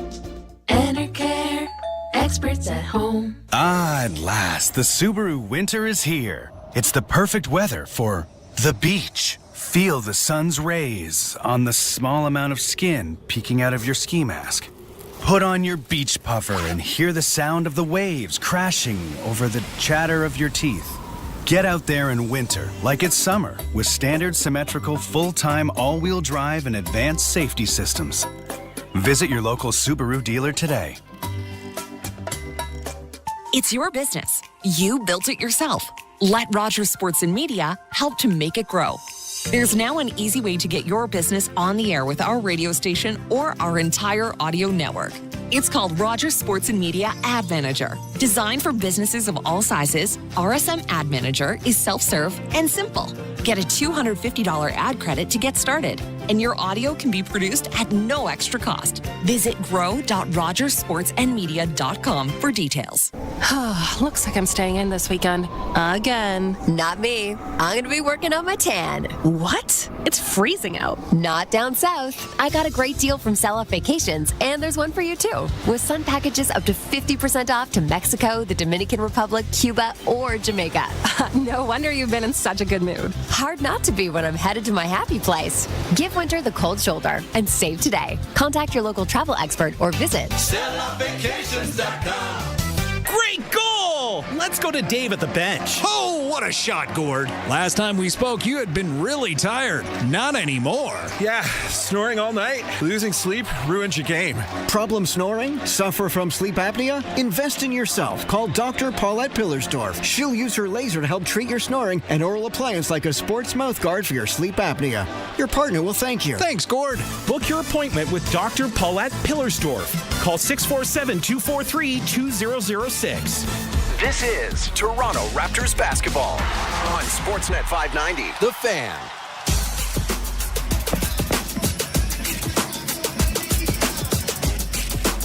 Welcome back, Eric Smith, Paul Jones with you, getting set to start the second half. Raptors trailing by 2. It's 52-50. As the Raptors had a 13-point lead and a 10-point lead, both erased by the Sixers. Philly goes into the break shooting 43.5. The Raptors at 45 even. They've made just one more field goal. They have the exact same number of 3 balls. Philly with 4 more free throws made. And there's the difference, I suppose, right there. As we have got a very tight ball game as the second half resumes. Toronto starting with the ball, and Emmanuel quickly will bring it across center. Grady Dick, 4 points in the first half over to Scotty Barnes with 16, leading scorer for the Raptors. Went left, came back right, ran right into Grimes and gave it up. Grimes starting the second half in place of Edwards for the Sixers as Oubre bounces down Main Street, gets to the 10, lays it in. Philly by 4, their largest lead. Quickly to Grady, wide open triple near wing, had a great look, couldn't knock it down. Sixers with the rebound, Maxey has it. Drops the pass to Embiid, who gives it back to Maxey out on the far side. Turns, fires to Embiid. Going to step into a 3-ball. Way too strong. Back rim into the hands of Scotty Barnes, who will come across center for Toronto. 55 seconds gone by here in the third. Barnes to quickly, straight away, above the arc. Paul George in front of him. George quiet tonight, 6 points. Maxey got a step into the paint. Tried to jump back out on the perimeter to contest the shot, but it didn't matter as the Raptors missed anyways, as Grady couldn't come up with that 3-ball from the far sideline. Grimes to Embiid, over to Maxey. Maxey turns, fires, straight away, missed the 3, still scoreless in the game, but his club leading by 4. George in the near corner to Grimes for 3. It went halfway, 3/4 of the way down, and popped out, and the Raptors dodged that bullet. Barnes, 3-ball, front rim, glass, and in. He got the friendly roll. Got a friendly roll indeed, Eric. And they're going to call it along, too. Now, I'd rather have the 3, but be aware. Scotty, last time he went into the lane, turned his back, and they doubled him. That time he operated on the outside. So the jumper for Toronto, good for Barnes, and then the Sixers just turned it over on the other end as Maxey gave it up. And the Raptors will get the ball, a chance to tie, maybe take the lead. It's 54-52, Philly leading. Almost 2 minutes gone by here in the third. Barnes out to Ochai.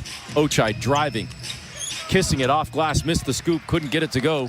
And the rebound comes out to Maxey. Bounce pass to a cutting Grimes, who lays it up and in far side. Philly again pushes the lead to 4. Classic fast break basketball for Philadelphia there, and the Raptors again almost have it down. You don't get back, you give up an easy one. Across center, quickly, near side. Flicks the pass over to Mobo, gives it back to Quickly. Sidestep, 3-ball on the wing is good for Emmanuel Quickly. IQ is really doing a nice job kind of getting back into the flow. 19 minutes tonight, 15 points, a couple of rebounds, 3 assists. He's a real dangerous perimeter player.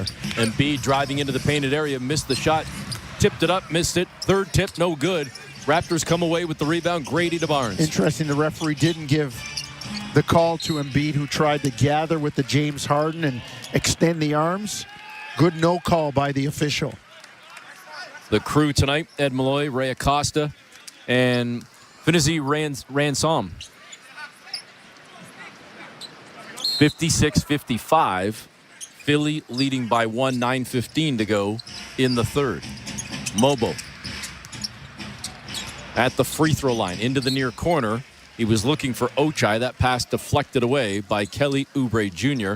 Out of bounds on the near side. It'll stay with the Raptors. On a play like that where Embiid backs off and gives Mobo like 4 or 5 feet, eat up the space. Take a running start at him. And that's something I think Mobo will develop over the course of his career, being able to eat up that space and go at guys. Deep triple good for Emmanuel quickly on the wing near side. He rips one from almost 30 feet and pushes Toronto ahead by 2.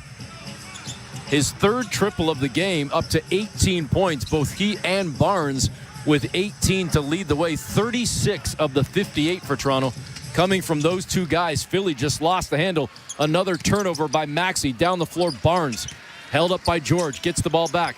Finds Ochai. Turns on the baseline near side. Fires the short jumper and pushes the Raptor lead to 4. They get the steal on the backcourt.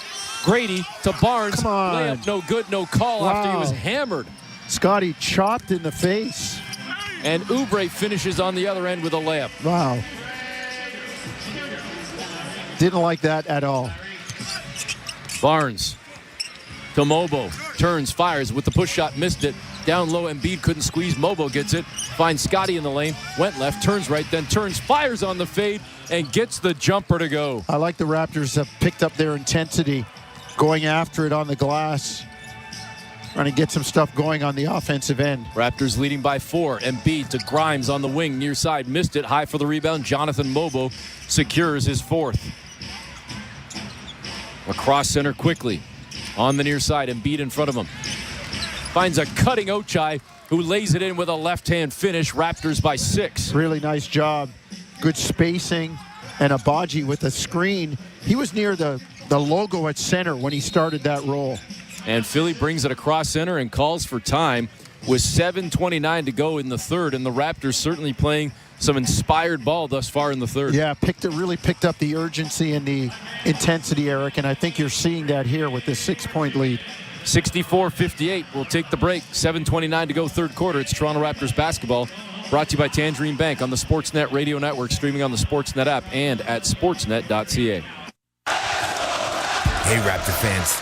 What would you rather have? More money or more vacation? Whichever you pick, it's a win-win. Just like hitting the 50-50 jackpot. When you buy tickets to the MLSE Foundation Lottery, you support kids and youth in communities across Ontario. Last season, over $1 million in jackpot prizes were won. That means more money and more vacation. Talk about a true win-win? Visit 5050raps.com for your tickets today.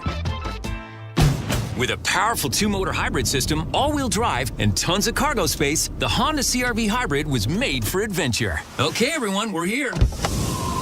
But with heated front seats, Apple CarPlay, and a cozy interior, it was also made for comfort. Oh boy, I think we're going to stay here for a sec.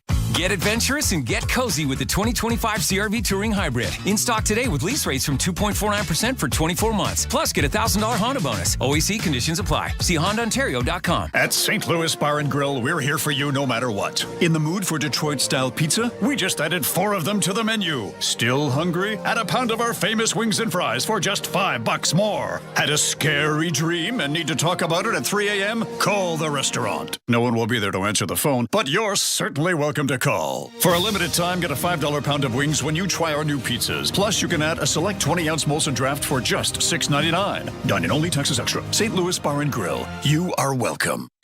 This is Toronto Raptors basketball on Sportsnet 590, The Fan.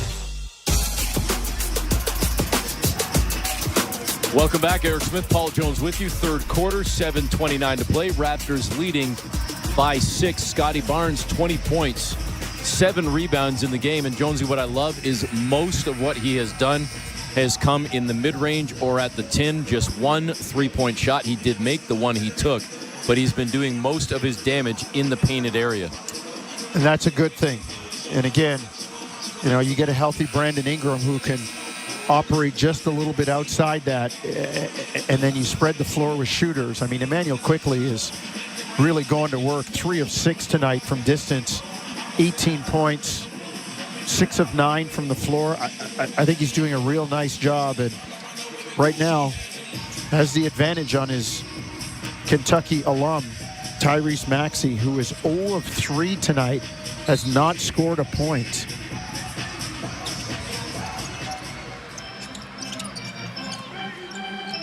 He's got the ball right now. Maxey trying to drive on the near side, got into the paint, fires a pass, far corner to Grimes, up top straight away. Paul George, 3-ball, no good. Embiid in traffic, grabs the rebound, puts it back in the tin, plus the foul. He was in the midst of 3 Raptor defenders, caught it with the left hand, got the bucket and one. Say what you will, and a lot of it's justified. He is still a load to deal with. He is a big body down low. Yeah, he is, and it's what makes him so difficult when he decides to play like a big guy. 64-60, Raptors by 4. Embiid at the line, hits the free throw, and that one possession chops the Raptor lead in half from 6-3 as we approach 5 minutes gone by in the third quarter. Raptors still playing without Jakob Poeltl, who otherwise would have been in there battling with Embiid. RJ Barrett still battling back from the concussion as well. And still awaiting the debut of Brandon Ingram, who again inked a 3-year extension with the Raptors earlier today. Toronto leading by 3. Barnes lost the handle, ran into Maxey out on the perimeter. They say play on, and it went off Barnes, off his foot, out of bounds.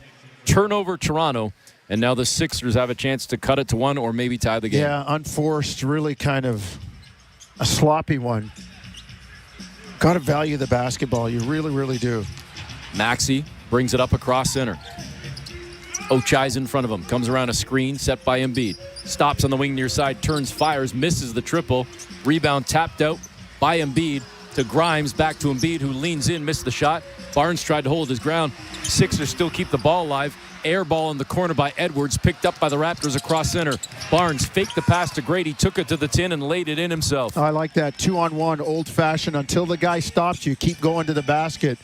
And Raptors coming away with the rebound on that sequence really led to the fast break. A 5-point lead for Toronto. Maxey over to Oubre on the wing near side. Grazed the front of the iron as he missed the shot.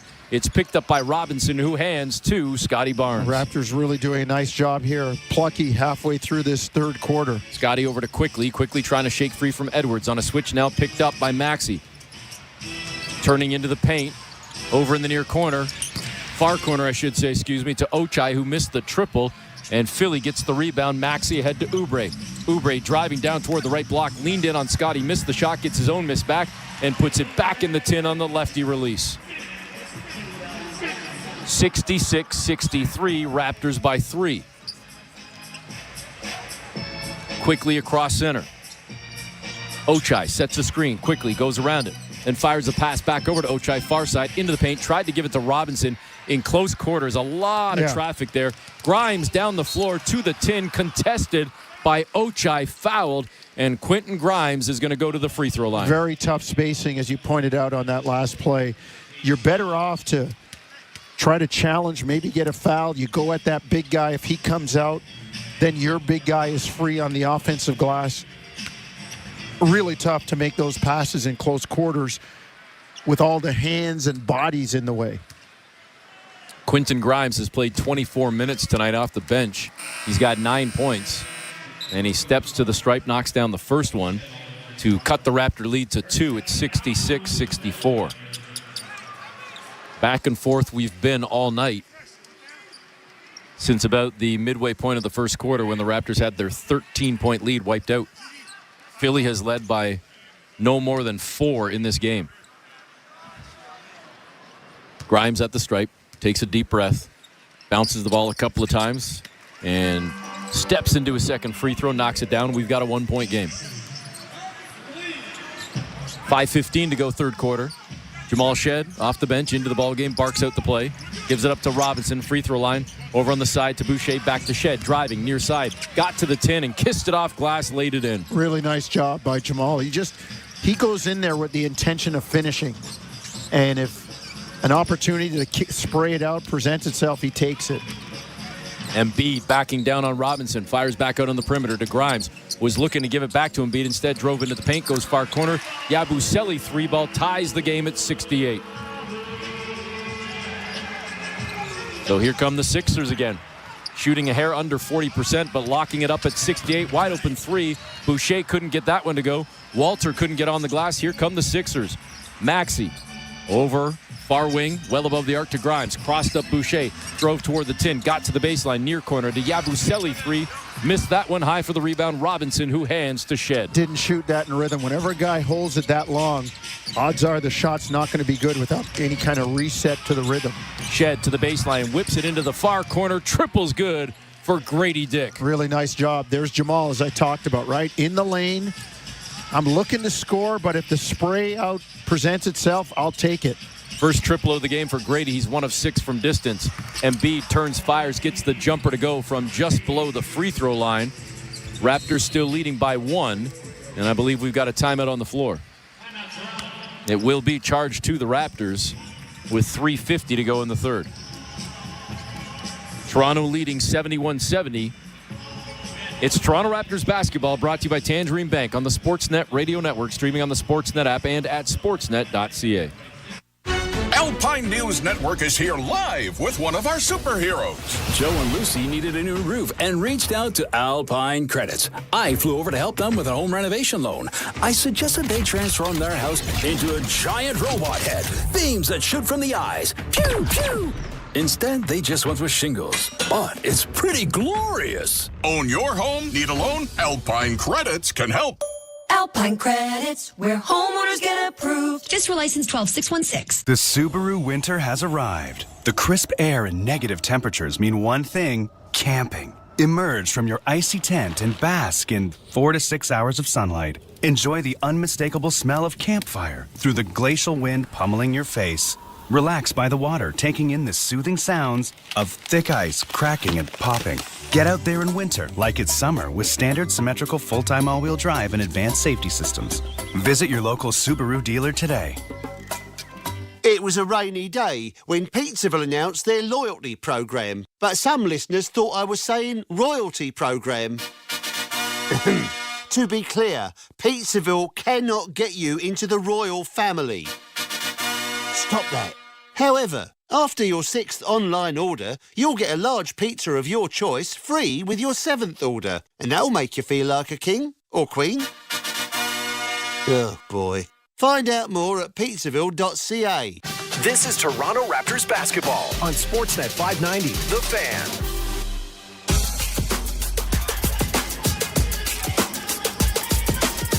Welcome back. Eric Smith, Paul Jones with you. Third quarter, 3:50 to play. Raptors leading 71-70. Toronto shooting 48% right now.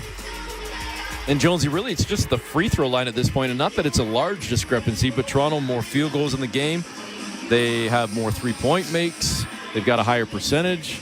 The rebounding's almost dead even, but at the stripe, the Sixers have made 7 more free throws, and that's kind of allowed them to stay in it right now. That said, it has been back and forth and relatively tight all night, with neither team really gaining major control for too long. Well, Toronto, what a surprise. There's a free throw discrepancy. Raptors 22nd in free throw attempts. Philadelphia 8th. And according to NBA officiating, the Raptors foul more than any other team in the NBA. So that would probably explain some of it. But as I've always said, the hard quantitative empirical data is based on judgments. Raptors with the ball out of the timeout. Shed out towards center court. Shot clock at 9. Drives on the near side. Hands to Robinson, who turns, fires too strong. Raptors got hands out on the rebound, though, and Boucher couldn't come up with it. That's a great play by Jamal. Great play getting into the lane. Orlando Robinson's got to finish that one. Grimes on the wing, near side, goes in the near corner to Oubre, puts it on the floor, trying to drive on Grady, and then stops on a dime right at the 10 and lays it right in the face of Grady Dick. Yeah, just too strong, just overpowering Grady. Shed, driving, hands it off. Robinson got stripped on the elevation. Philly comes away with it, lobbing it up. Maxey gives it up to Grimes, who missed the layup, but cleaned up by Edwards. Philly with back-to-back buckets now lead by 3. The rest of the Raptors got to be hustling back. There can only be one shot there. 2:50 to go here. Third quarter, Robinson, baseline. Grady Dick up and under on a reverse. Got it to go, plus the foul. 3-point opportunity coming for Grady Dick. Good job by Grady moving on the baseline. Again, a lot of gambling going on when guys turn their back.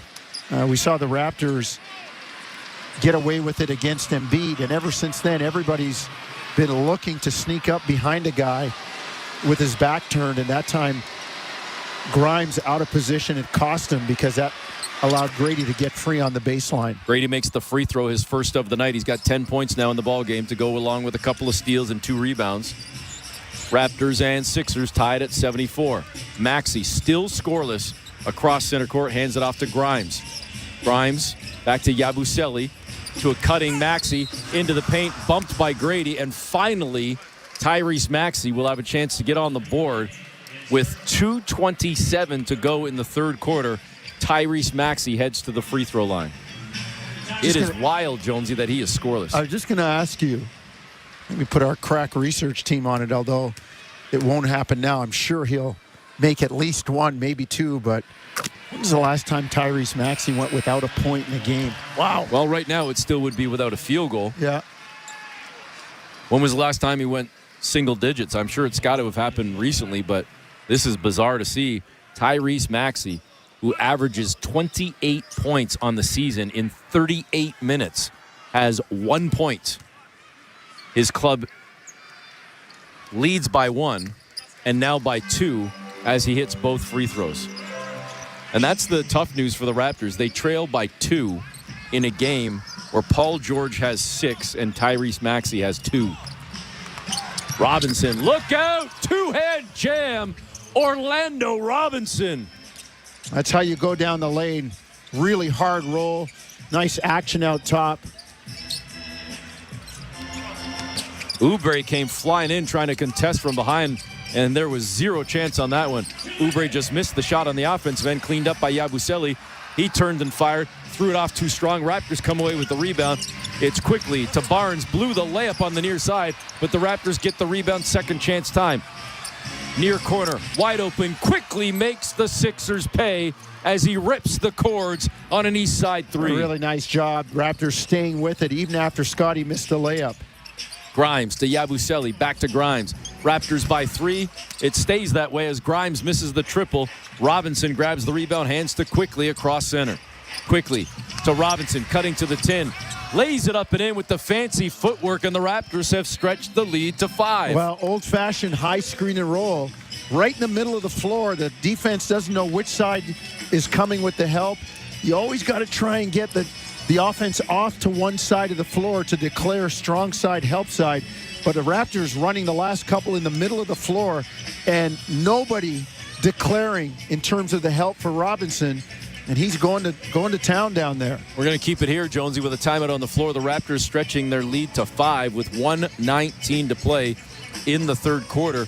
And the Raptor bench starting to pick it up a little bit more in terms of their production. Philly still leading in that category, 27-15, in terms of the actual scoring. But when you look at the rebounding overall, 7 from Boucher, 4 from Robinson, 4 from Walter, 3 for Shed.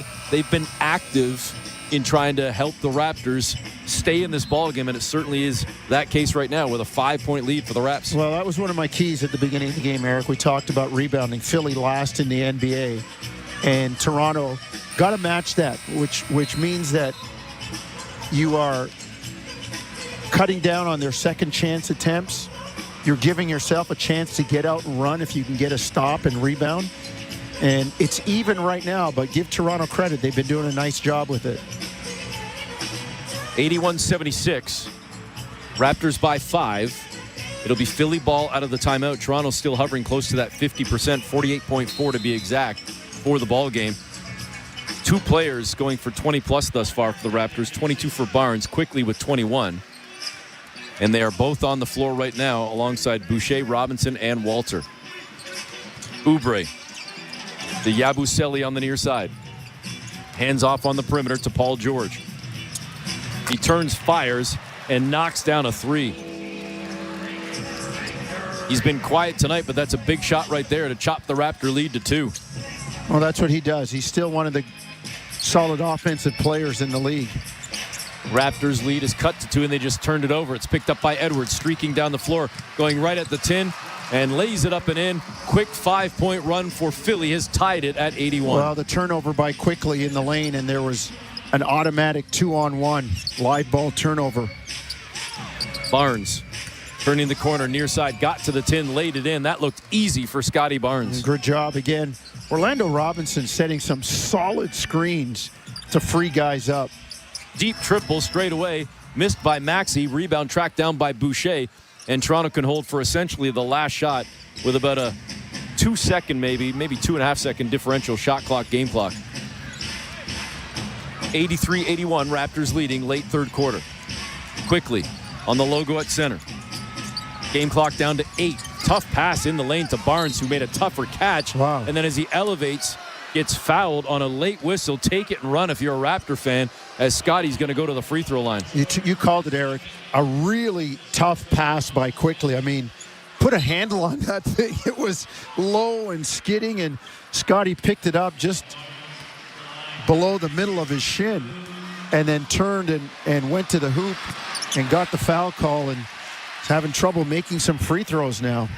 Missed the first one. He's 7 of 10 at the stripe tonight. 83-81, the score stays that way.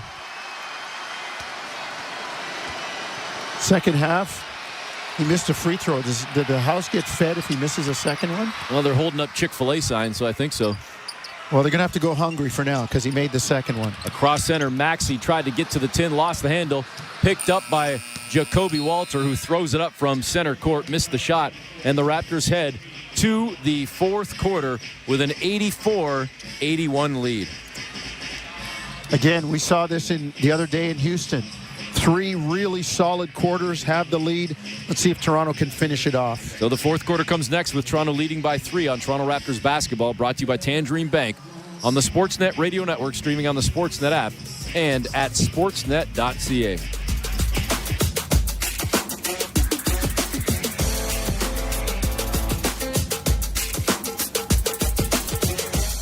At Tangerine, we're fans of fans who are invested in the game.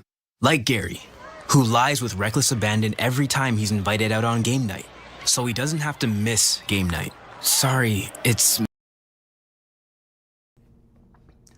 What's up, Raptors fans, basketball fans? Thank you for hanging out with us. Hey, you. Yeah, you. I'm talking to you. Thanks for hanging out with us tonight during the Raptors game. We the North. We the North. Let's go, Raptors. All right, the optimism might be a bit much given how the team's doing. But welcome in and thanks for hanging out with us and cheering on your favorite team. Hopefully it's the Raptors. Now let's get back to the basketball. Hit that subscribe button, turn the bell on so you don't miss it when we go live for every single Raptors game. Let's go, Raptors! EV Fluids. Discover excitement at the Red Bull Fan Zone in Castrol Alley. Racing simulators, the Red Bull Pit Stop Challenge, and more. Bring the family. 2 adults, 2 kids. Save up to $17. It's the family admission ticket. Enter for a chance to win the all-new redesigned 2025 Subaru Forester with standard symmetrical full-time all-wheel drive and EyeSight driver assist tech. Tuesdays are super with TD, only $15. The 2025 Canadian International Auto Show, presented by the Toronto Star. February 14th to 23rd, Metro Toronto Convention Center. Visit autoshow.ca for tickets. Auto Show. This is Toronto Raptors basketball on Sportsnet 590, The Fan.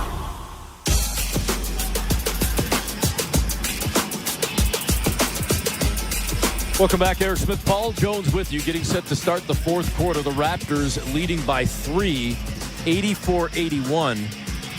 Emmanuel Quickly with 21 points, 5 assists in the ballgame. Scotty Barnes, 25 points, 8 rebounds. On the other side, it's 22 points and 9 rebounds for Joel Embiid. And of note, Tyrese Maxey, 0 of 5, 0 field goals.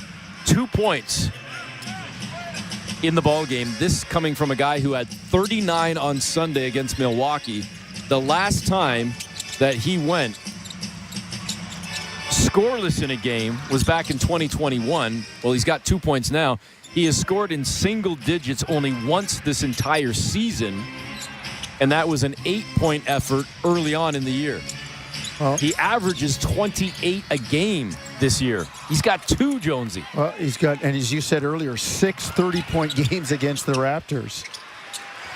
Butler, 3-ball, wing near side, knocks it down. We're tied at 84. So in spite of all of the scoring issues for Maxey and the Sixers, they are tied with the Raptors now at 84, less than a minute into the fourth quarter.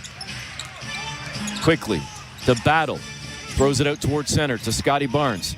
Shamshay sets the screen. Barnes went around it, then stepped to the side and stepped into a 3 and missed a wide-open triple. Rattled halfway down and popped out. And now on the other end, Quickly picks up a screen with Butler trying to turn the corner on the near side. Quickly saying, man, he held me. He hooked me, held onto my forearm. Officials not buying it. Ed Malloy says no. Sixers ball, 17 on the shot clock. They get set to inbound from the side. Again, locked up at 84. Minute 15 gone by here in the fourth quarter. Embiid, 3-ball over Shamshay, missed it. Raptors grab the rebound. It's Quickly who brings it across center. Toward the far sideline. Shamshay sets the screen. Quickly goes around it to the right, then comes back to the left. He's covered by Butler. Quickly still on the bounce. Now tries to turn into the paint again. Whips it out on the perimeter to Battle for 3. Long looping triple, no good. Standing rebound to Butler, and the Sixers advance across center. George with the youngster Walter in front of him. Gets into the paint, turns, fires, and misses the shot. Wanted the call, didn't get it. I thought a really nice job by Jacoby Walter. And Jacoby on the offensive end, cut to the tin, caught a tough pass in traffic, missed the scoop, and the Sixers come away with the rebound. Practice your layups, right? Like, tough shot, but at this level, you expect to make that layup. 84 apiece. 2 minutes gone by, 2:10 to be exact. George, near elbow, just above it, turns and fires a jumper clean. Sixers by 2. Quickly will bring it across center for the Raptors, calls out the play. Right arm extended. Now fires it over to Barnes. Barnes got a step on Yabusele, drives to the tin. He's hammered, and he's going to go to the free throw line for attempts 12 and 13. Love it by Scotty. Catch, quick reverse pivot, swing, sweep, and away you go. Really nice job. So it's the second foul of the game on Yabusele.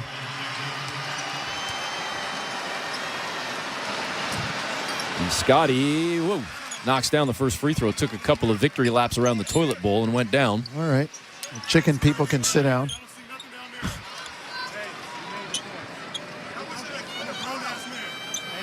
Barnes with 26 points tonight, 8 rebounds, 2 assists, a block, and a steal. His club trailing by 1 with 9:28 to go. He's now tied it at 86. Doing a really nice job leading things. I mean, you think about the Raptors hanging in here. 26 from Barnes, 21 from Quickly. No RJ, no Pirtle. Brandon Ingram yet to play. Embiid, near side, tried to turn and fire on the jump shot, and Shamshay got his hand in the cookie jar, knocked the ball away from Embiid, and it goes off Joel's foot out of bounds. It's Toronto ball. All right, Shamshay. Yeah, youngster getting a little playing time against the MVP and trying to acquit himself. Played 11 minutes so far tonight. He's the only size you have on the bench. Scotty Barnes driving, going at Embiid. Joel gets the block. Scotty got smacked in the face, and the Raptor bench simply saying to Scotty, come on, play on, play on. Barnes has got a point, though. His mouth guard ends up on the floor. What, did he just spit it out? No, he got hit in the face.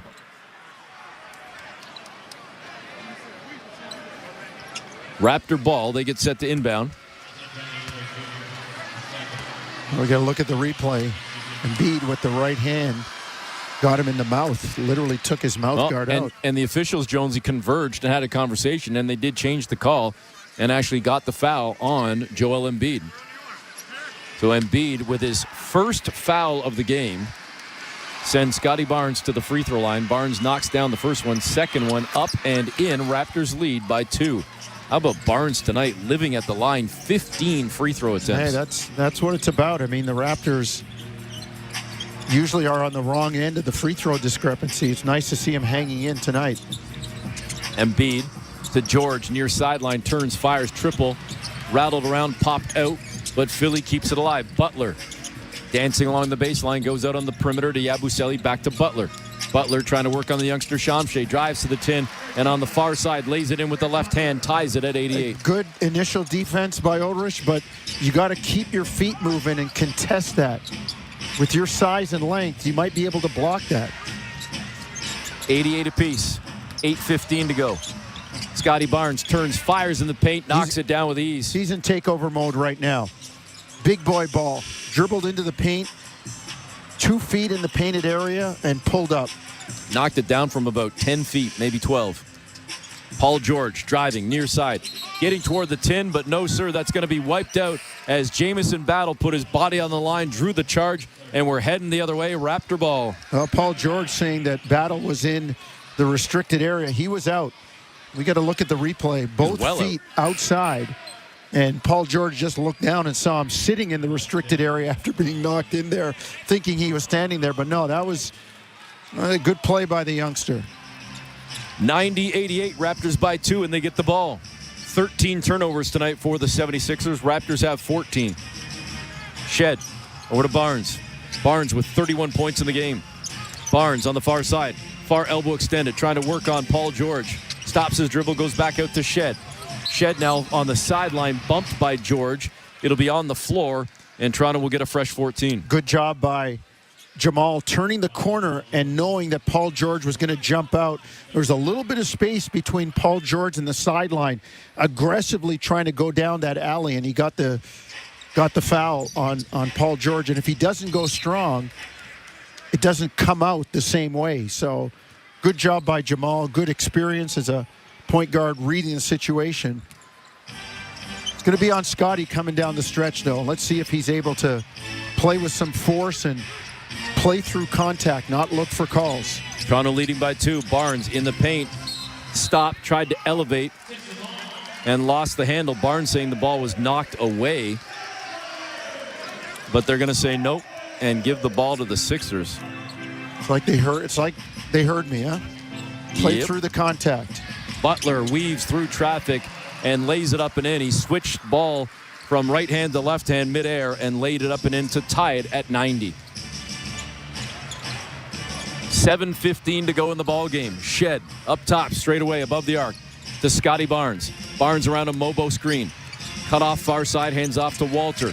Left to right through the paint, stops in the paint. Couple of up fakes on George. He wasn't biting, gave it up to Shed. Back to Walter on the wing near side. Bucket is good for the Rook on an east side 3. Great job on the pick and pop. And again, who's orchestrating the offense? Who's making the play? Jamal Shed. 93-90, Raptors by 3. Embiid pirouetting in the lane, finishing with the foul and a three-point opportunity with a chance to tie the game. We got a timeout on the floor. You got to get that big diesel before it gets cranked up. He got inside the three-point line with 2 dribbles and a head of steam. Raptors leading 93-92, but the Sixers have a chance to tie it when we come back with 6:45 to play on Toronto Raptors basketball, brought to you by Tangerine Bank on the Sportsnet Radio Network, streaming on the Sportsnet app and at sportsnet.ca. Hey, Raptor fans, what would you rather have? More money or more vacation? Whichever you pick, it's a win-win. Just like hitting the 50-50 jackpot. When you buy tickets to the MLSE Foundation Lottery, you support kids and youth in communities across Ontario. Last season, over $1 million in jackpot prizes were won. That means more money and more vacation. Talk about a true win-win? Visit 5050raps.com for your tickets today. With a powerful 2-motor hybrid system, all-wheel drive, and tons of cargo space, the Honda CR-V Hybrid was made for adventure. Okay, everyone, we're here. But with heated front seats, Apple CarPlay, and a cozy interior, it was also made for comfort. Oh boy, I think we're gonna stay here for a sec. Get adventurous and get cozy with the 2025 CRV Touring Hybrid. In stock today with lease rates from 2.49% for 24 months. Plus, get a $1,000 Honda bonus. OEC conditions apply. See HondaOntario.com. Orthotics. Footwear. Orthotics. Footwear. Guys, enough. Kintec are experts in orthotics and footwear. It's what sets them apart.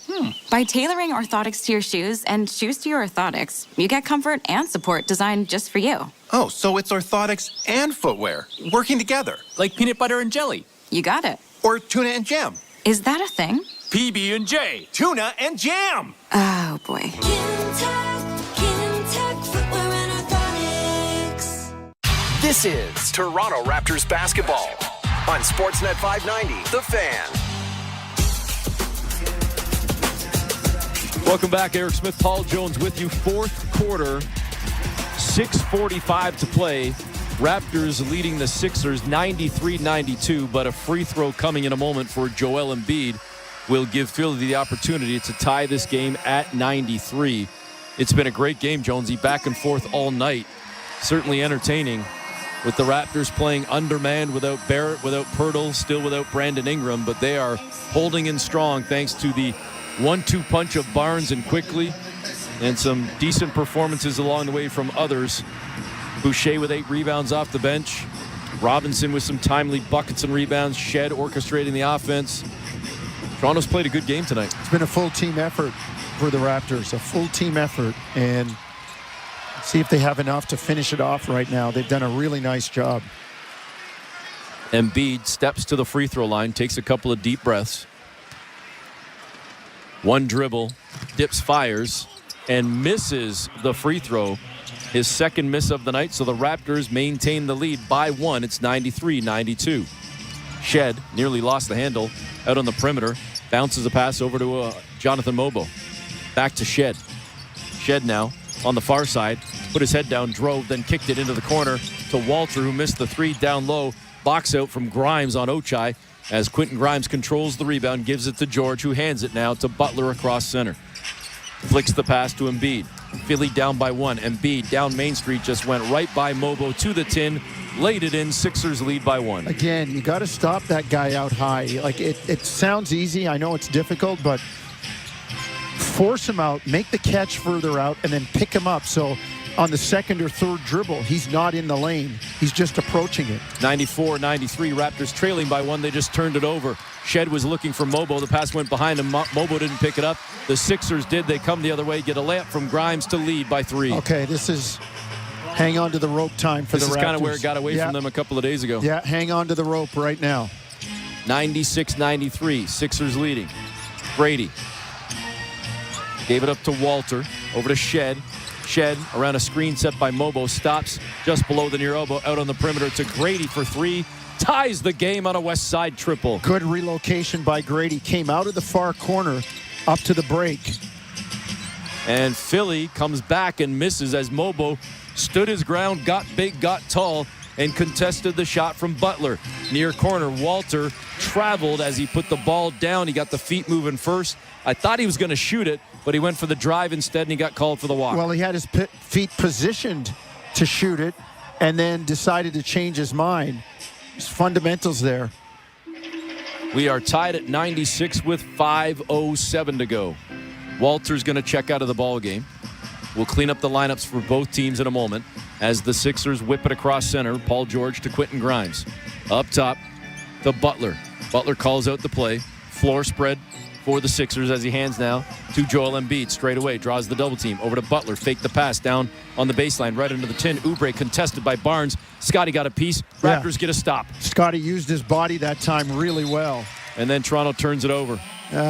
Risky pass by Jamal Shed. I've been giving him accolades for his point guard play. The right idea, but as soon as you see Scotty run that hard, you don't necessarily have to pass it. That might flatten the defense for you, and you can drive it a little more and then pitch it to that guy later. 4:40 to go in the ball game. Raptors and Sixers tied at 96. George to Maxey. Back over to George. Now on the near side to Embiid. Fake the pass to Paul George. Embiid's got it himself. Trying to go at Scotty. Kicks out on the perimeter to Maxey for 3. Back rim no good. Maxey still without a field goal in this game. 0 for 6, has only 2 points, averages 28 on the season. Barnes to Grady in the paint, stops on the baseline, whips it in the corner to Ochai, driving to the paint, jackknife pass out to Shed, in the corner to Grady, back to Shed on the wing, near side three, no good, back rim. Grimes with the rebound, and they're going to call a little ticky-tack foul on a reach on Ochai Agbaji. That will be the 5th on Ochai with 4:05 to go in the ballgame. Sixers will inbound from the side, the near side, with 4:05 remaining. And again, we're tied at 96. Shed checks out quickly back into the ballgame. Ochai picks up Maxey across center. Hands it to Grimes. Grimes now gives it up to Paul George out on the wing far side. George still on the bounce, trying to shake free from Mobile. Got to the free throw line, out on the perimeter to Embiid. Contested triple on the wing, missed terribly. Wow. Backboard saving lives. 96 apiece with 3:40 to play. Quickly lobs a pass to Mobile. Missed Barnes in the back door, but goes to a wide open Grady, who busts it for 3 from the west side. Well, catch and shoot. Grady with the feet set. Great spacing by Toronto. Again, Grady sliding up from the pocket into an open area, and Mobile with patience on the find for Grady. 99-96. Raptors lead by 3. Nick Nurse wants the timeout with 3:24 to go. It's Toronto Raptors basketball, brought to you by Tangerine Bank on the Sportsnet Radio Network, streaming on the Sportsnet app and at sportsnet.ca. Hey, Raptor fans.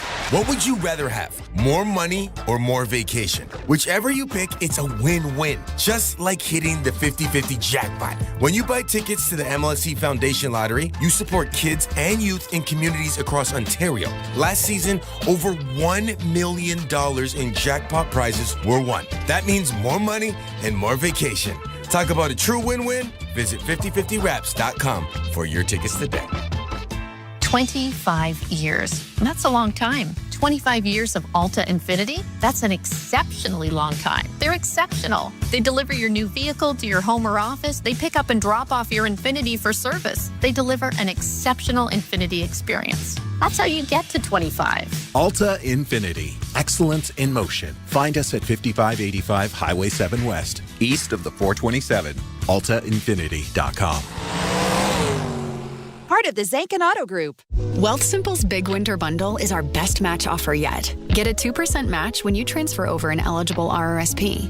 For a $50,000 transfer, that's a $1,000 cash bonus. Enough to buy a fancy parka. A ticket to somewhere you don't need a fancy parka. Or just be responsible and top up your retirement fund. Plus, move any other eligible account and we'll give you a 1% match. Minimum $15,000 transfer. Register by March 15th. Additional terms apply. Learn more at wealthsimple.com/match. This is Toronto Raptors basketball on Sportsnet 590, The Fan. Welcome back. Eric Smith, Paul Jones with you. Fourth quarter, 3:24 to play. Raptors leading the Sixers 99-96. Grady Dick Jonesy has had some issues tonight, but when you look down, he's continued to play. He's continued to battle through. 6 of 13 with 3 triples, 16 points, 3 boards, a couple of steals. He's battled all night. Big shots. I mean, you know, we always say when your best hitter comes up in the 7th inning and he's 0 for 3, but there's 2 on and 2 out, and you need a run, that guy needs to come through. Yep. And Grady is a shooter, slow start, but he's knocked down some big ones right here to give the Raptors the lead. Again, a 3-point lead with 3:24 to go. Tyrese Maxey, can't keep talking about it enough. He averaged the last 10 games over 34 points per game. He averages 28 on the season. He has only 2 points tonight. And he gives up the pass to Joel Embiid just below the far elbow. Turn fired, missed the jump shot. Foul on Mobo. And Joel Embiid back to the line for attempts 12 and 13. That will be the 5th foul on Mobo. So both Mobo and Ochai Agbaji with 5 fouls apiece. 3:16 to go. Embiid misses another free throw. That's a big miss for Toronto. Embiid could have cut this thing down to 1. Awaiting the second free throw now. Embiid at the line tonight, 9 of 12. Shoots 88% on the season, but he's come up empty on 3 tonight. Second one up and clean. It's a 2-point game, 99-97. Barnes inbounds on the baseline.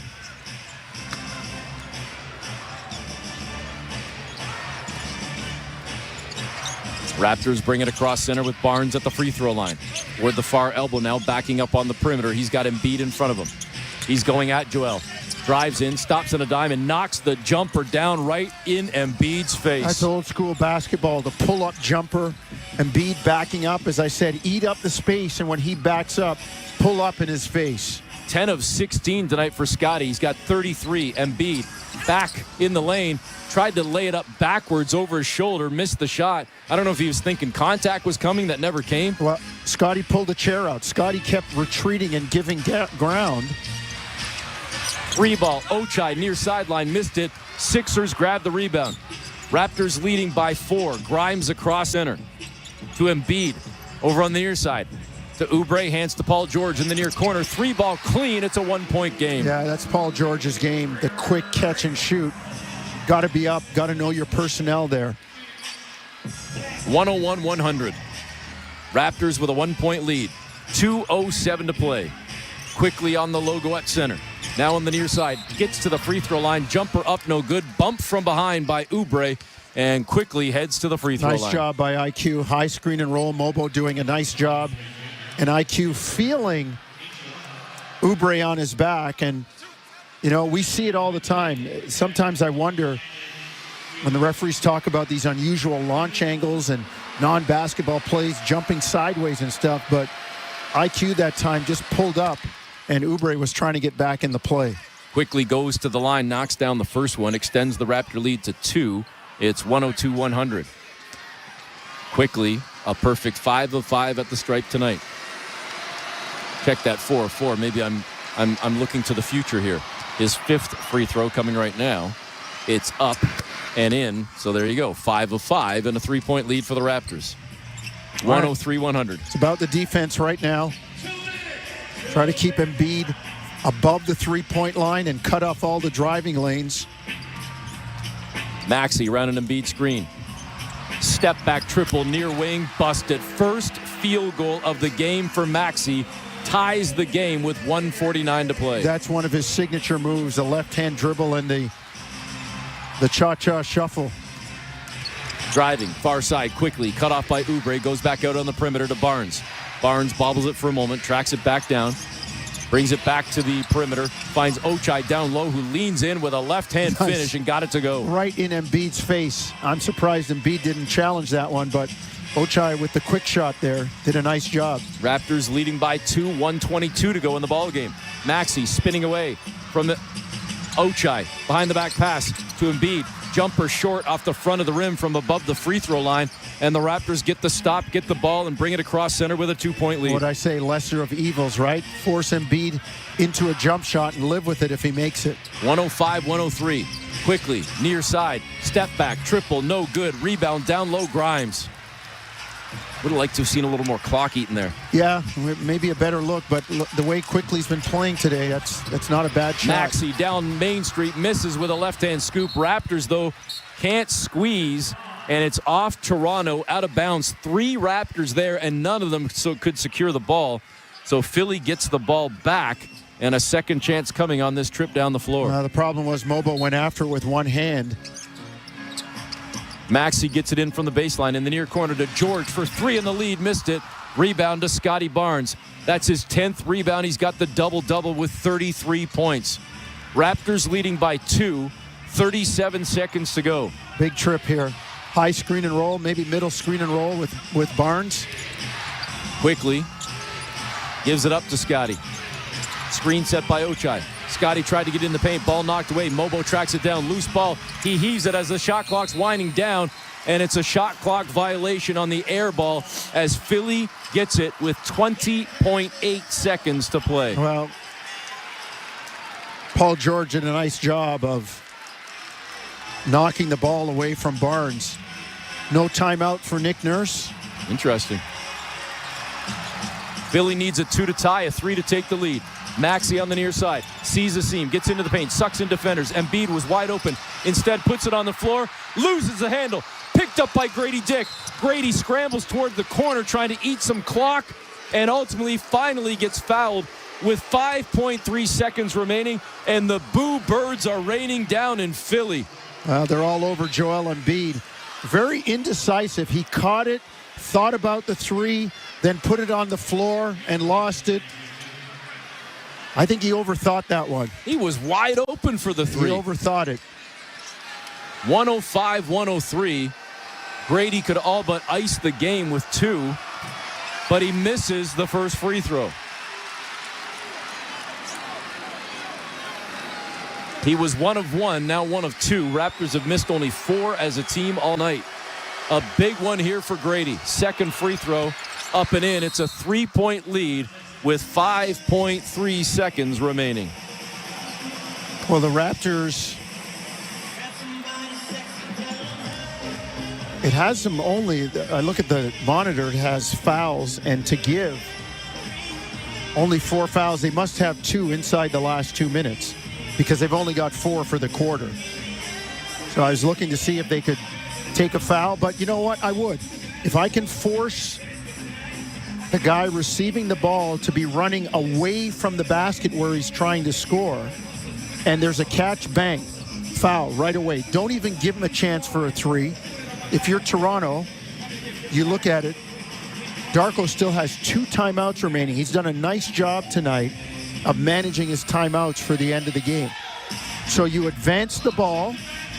There'll probably be, maybe 4 seconds to go. You advance the ball, and you use the rule that I hate to your advantage, being able to play into the backcourt. I mean, maybe you start quickly as one of the guys, put Shed in the game, and have them some kind of action where they come toward the ball, and it's risky, but if he gets it in the backcourt, then you've got the whole backcourt to work with, and they have to literally catch you to foul you. We break free from the huddles. Raptors leading 106-103. Grimes will inbound from the near sideline. Gets it to Embiid. Bounce pass over to Maxey on the wing far side. Elevates for the triple. Hits the front of the rim. Missed it. It was thrown in at the buzzer, I think, late by Grimes, but it won't matter either way. The Raptors walk into Philly and come away with the win, 106. And are they counting the last bucket? I don't think it should count. It's either 106-105 or 106-103. Either way, the Raptors are winning this ball game. I don't think it counted. They're going to review it. I think they've given it, but they got to review that. That was in his hand, and it doesn't matter if you're a Raptor fan. The game has been won. They win, period. But to some, that might mean something. We're getting a look at the replay. Still in his hand. It was still in his hands. It'll be 106-103. Raptors with a 3-point victory. And this one came right down to the final minute, to the final 30 seconds, to the final seconds, period. And the Raptors break their skid and get a win in Philly. And this one, a bit of a boost for Toronto and certainly stings for Philly as they're trying to track down, at the very least, that 10 spot in the East. Give Toronto credit all night. And again, playing without a lot of key pieces. Brandon Ingram yet to play. No R.J. Barrett. No Jakob Poeltl.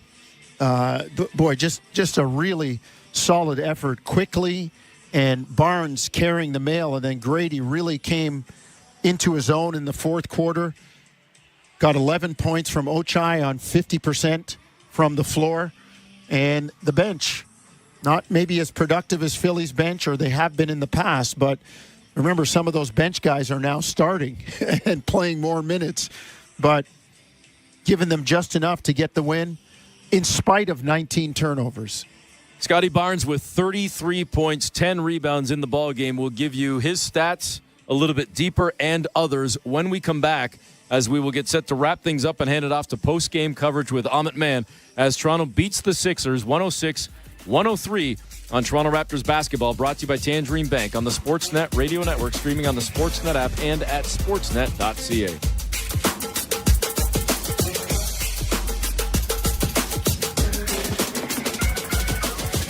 over to and see why it's never ordinary at Bet365. Must be 19 or older, Ontario only. Please play responsibly. If you or someone you know has concerns about gambling, visit connectsontario.ca. Ah, at last, the Subaru winter is here. It's the perfect weather for the beach. Feel the sun's rays on the small amount of skin peeking out of your ski mask.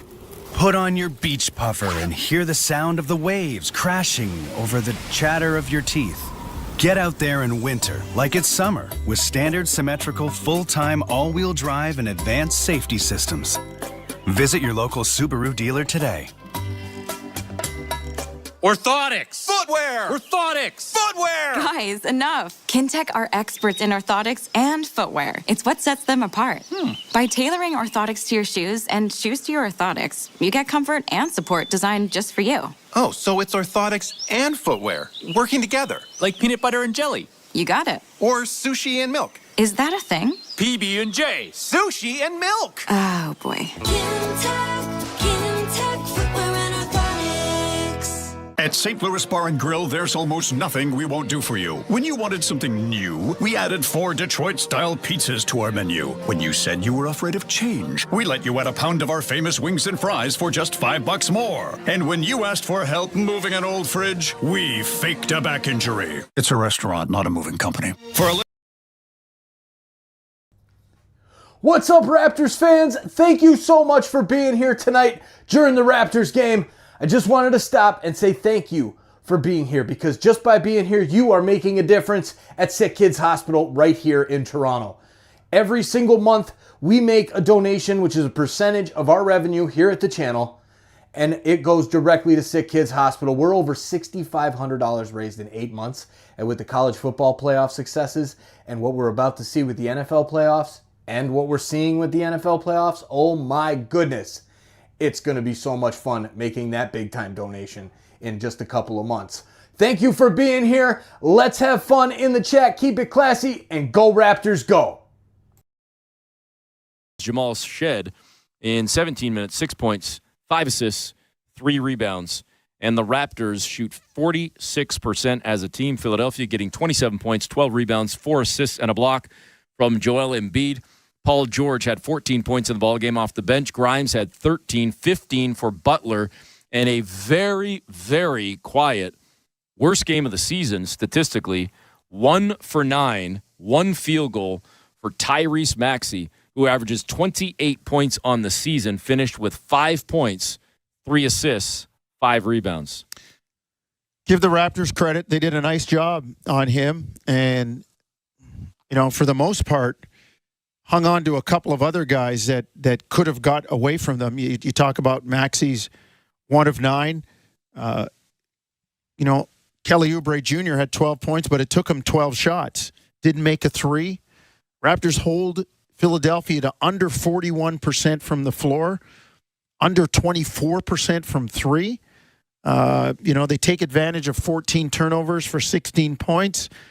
I thought it was a really solid job by Toronto. I think there was sustained intensity and urgency for an entire game, something that we didn't see on Sunday in Houston as it let down probably about 2/3 of the way through the fourth quarter. But they remedied that tonight, and they come back off the road trip with a win and head home for the back-to-back tomorrow. They host the Cleveland Cavaliers tomorrow on that back-to-back, and that's the final game before the All-Star break, as Toronto will hope to finish on a high, again at home against the Cavaliers, and there will be Vince Carter festivities throughout the evening at Scotiabank Arena. Want to thank everybody involved in the broadcast, our technical director, Andrew Adams, and, of course, producer, J.R. Manatad. Amit Man is coming up next with post-game coverage as the Raptors beat the Sixers in Philly, 106-103. You've been listening to Toronto Raptors basketball, brought to you by Tangerine Bank on the Sportsnet Radio Network, streaming on the Sportsnet app and at sportsnet.ca.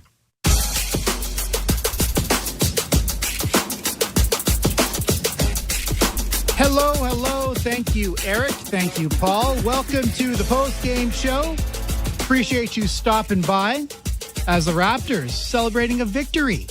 A rare victory. This is a nice feeling. I don't really care about the tank at this very moment because, frankly, it's nice to see these guys win, right? Like, we watch this team, and it's sometimes it is nice to see them like, okay, they actually have like the talent and the skill and the will to actually win some games here. And some of the comments from Bobby Webster after Brandon Ingram was signed, and also, I mean, there's an extension now for Brandon Ingram. We'll talk about that in just a moment. But some of the comments kind of alluded to the Raptors wanting to see their young guys progress, which is kind of code but not code for we're gonna be giving those guys opportunities, and you're going to see less and less of, RJ, IQ, Scotty Barnes, and so forth. But a day like today, where the Raptors go into Philly, a team that is just not very good, man. And again, we'll get to that in just a second. But they go in there. Philly needs to win. They really want to win games. And the Raptors come up with a victory, 106-103 against the 76ers, a team that is currently, I believe, they're in 12th right now. 11th, sorry. They're in 11th, and they are trying to get themselves into the play-in. They're currently 6.5 games back of the top 6, and they are a game and a half back of the Bulls for the 10th spot in the Eastern Conference. So, obviously, these are games that they really want to win. And Joel Embiid, I mean, we'll get to him in a moment as well, but, seeing Tyrese Maxey and Paul George and Joel Embiid, just seeing them play together, it's not pretty. It's not something that you really want to just sit back and watch a big three like that go about their business. Like, there have been great big threes over time, and the pace that they play with, or lack thereof, it's like Paul George and Joel Embiid, they actually play like slots. Like they don't have any pace to their games. It's very slow. And Tyrese Maxey, someone who's just a burst of energy. And tonight Jonesy and Eric were just talking about it. Like he this guy averages like 30 points a game, close to, and he was invisible. He had 5 points, a team low -15. Paul George, a team, well, I guess like the second worst on the team, a -10, and Tyrese Maxey 1 of 9 from the field, 1 of 7 from 3. He shot 2 free throws. He had 4 turnovers, 3 assists. Just it's a weird game from the 76ers, a team that is absolutely desperate. And I tweeted earlier on, when the game started, where the Raptors got off to a really fast start. And I'm like, do the 76ers, are they interested in playing basketball tonight? Like, is the fact that the NBA is making them play this game, is this an inconvenience to them? Because I didn't see any effort. None. And they're getting frustrated at each other. Back cuts are happening, and they're all looking at each other like, isn't that your guy? Isn't that my guy? Like, it was really strange. And you can tell that they're feeling the pressure. They're feeling like they don't really have the chemistry. And obviously for Nick Nurse, he alluded to this earlier on too, a couple days ago, that, right now they just haven't had time to get their chemistry right because of the amount of injuries that they suffered. Like, their big three of Paul George, Tyrese Maxey, and Joel Embiid, they've played a grand total now of 13 games together. And in those games, they're 7-6. That's not good. Anyways, kind of a mini rant on the 76ers right there, because that's just not a very impressive team at all. The text line is open, by the way, 590-590. Standard messaging rates may apply. If you have thoughts on this game, if you have thoughts on Brandon Ingram getting his extension, the Raptors get that solidified before the season ends. And if you just have a feeling on the Raptors escalating this rebuild, I mean, it was a couple of years ago. It's like, okay, everyone's got to be patient. And now, through a few trades, it seems like next season they are looking to, I guess, get into that top 6. We're going to hear from Coach Darko Rajakovic in just a moment. And when we do, we will get you that sound. But yeah, I mean, the Raptors, that first half, you could tell that they came ready to play, especially Scotty Barnes. He was tremendous tonight. It was terrific seeing him commit himself to getting paint touches. This 76ers team, whether it's Joel Embiid on the court or off the court, they don't defend the rim very well. And that is usually a strong point for at least Joel Embiid. But in a season like this where he's laboring, it seems like, the paint was wide open and Scotty Barnes took advantage. And, over the past few games, I think maybe he's seen it. Maybe the Raptors have talked about it, that, maybe it's time, Scotty, that he actually shows that he is fully capable of being a paint presence, of beating switches, of, committing himself to getting in the paint and causing havoc there, because that's when he's at his best. And, maybe it was that they want him to continue to hone his skills on the perimeter And that could very well be what we've been seeing over the past little while. But I'm seeing Darko Rajakovic at the podium. So let's hear from Coach after the Raptors win 106-103. Scotty had it going from minute one tonight. What do you see from him in terms of his attacking and balancing again? I thought that he set the tone for our whole team defensively to start of the game. I thought that our actually whole team, that the first quarter was outstanding defensively. Ocha did an amazing job guarding Maxey. Scotty was great on Paul George. Mobile was good, really good guarding Embiid. And I think that set the tone for us because of great defensive effort. We were able to get stops, get rebounds, and allow us to run and find some rhythm early in the game. I thought that Scotty during the whole game was really, really aggressive, playing with a lot of force, going downhill, being able to finish at the rim, and at the same time get to the free throw line quite a bit, while at the same time he was playmaking and finding guys when it was necessary. I mean, specifically, your center rotation was Mobile, Orlando Robinson, and Ulrich, and more or less you survived. You did well. What does it say about those three guys? It talks about the spirit and character of our team, to be honest with you. I think you saw Ulrich playing there against, his fellow Cameroonian, and he did a really good job. He had a block shot. He was not shying away from contact and physicality from the moment, and our whole bench was cheering for him. They were really happy for him to have an opportunity to go out there and compete. So that speaks a volume about the character of this team. You got a really good effort from Emmanuel quickly as well. What did you see from him on the offensive end that worked tonight? I saw great defensive effort to start with. I think that he was really engaged, that he was communicating really well, knowing directions, calling out what was coming, being prepared to play high-level game. And then on the offensive end, he gave us extra spark, ability to score off the bounce, his playmaking, finding his teammates open. I thought that he played a great game.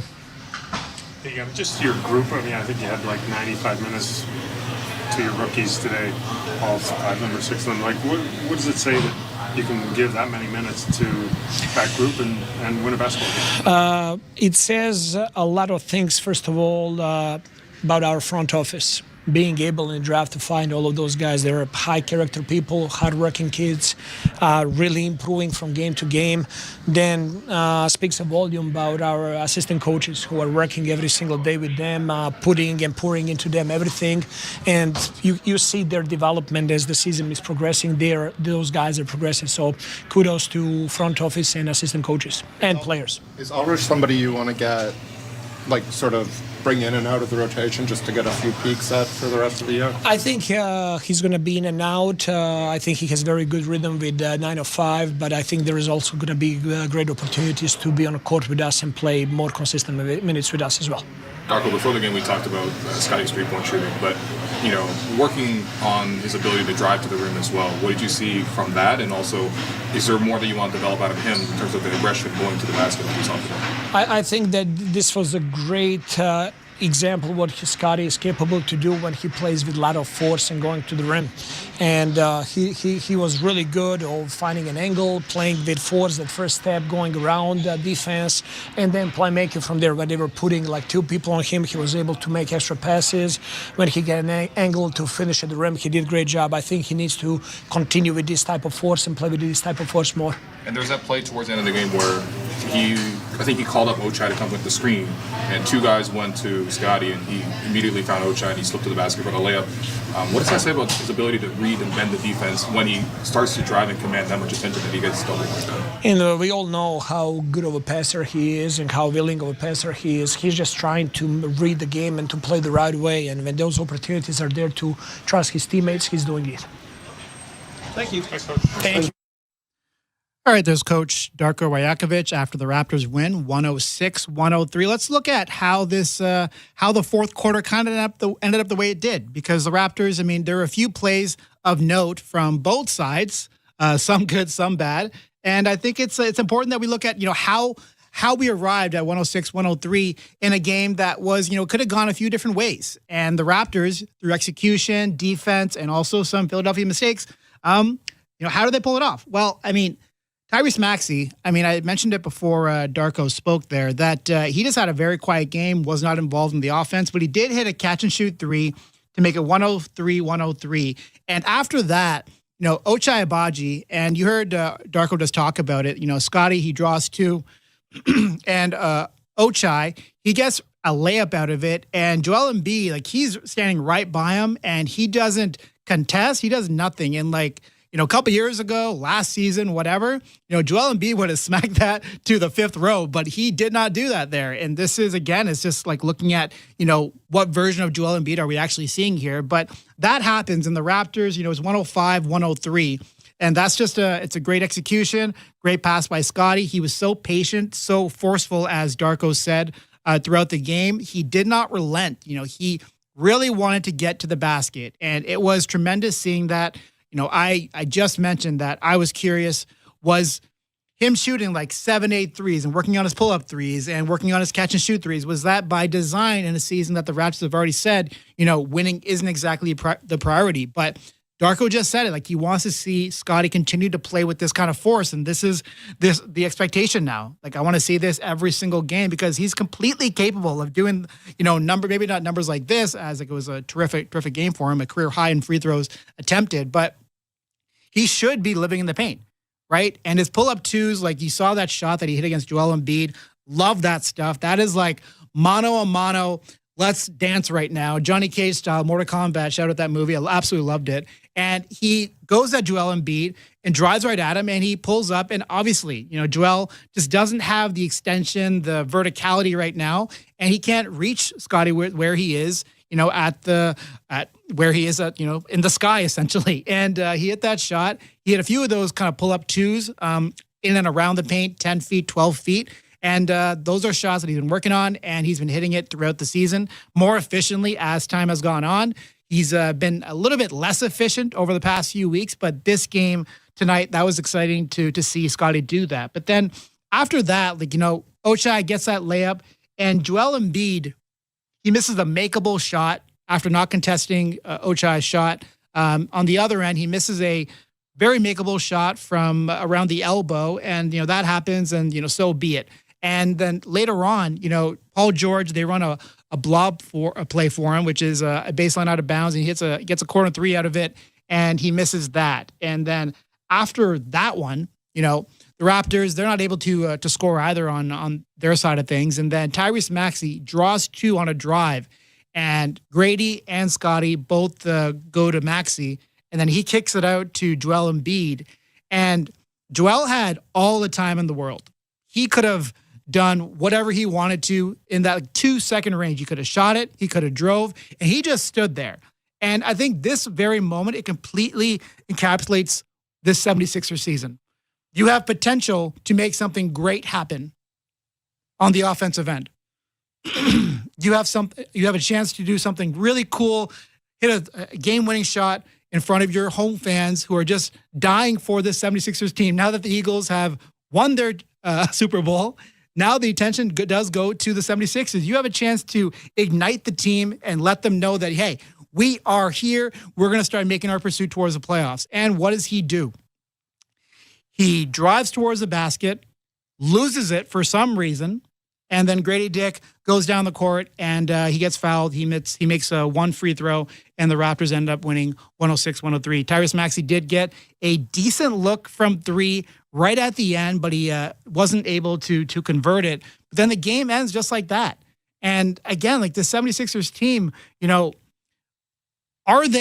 is everyone in sync on the game plan? It seemed like they really wanted to get Joel Embiid the ball. They wanted to establish him as a person that's going to guide them in this game. Obviously, there were advantages. The Raptors were very small. They don't have They don't have Jakob Poeltl. They don't have a backup center really outside of Orlando Robinson. And he's kind of, he is a center, but he's also on like a few 10-day contracts.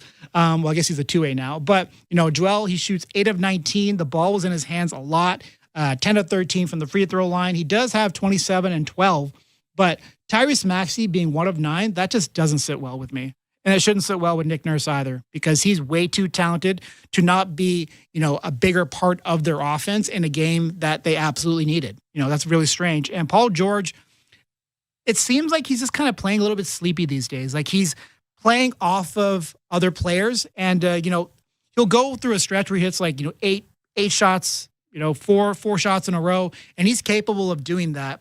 But then other times he's just not really existent. And you would think that in a game where, Joel Embiid maybe is, it's been established that he's going to be the focal point of their offense. You would think that he would, take on that matchup against Scotty and just like really dig in on things. And he did not do that. Their bench actually was the reason why this game was anywhere near close, because their starters didn't really get it done. Like their bench, between Jared Butler and Quentin Grimes, Gershon Yabusele, those guys outscored the Toronto Raptors bench 36-18, right? So that's the reason why this game was close. If you're going starting group versus starting group, like the Raptors win this game by 20 or something like that.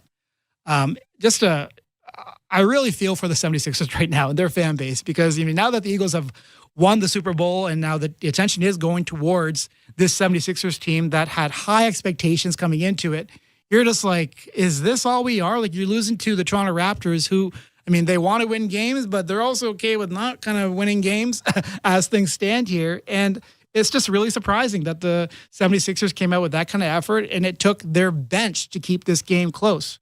Very, very odd. But aside from how the game ended, I thought it was awesome seeing the way that Scotty Barnes took over.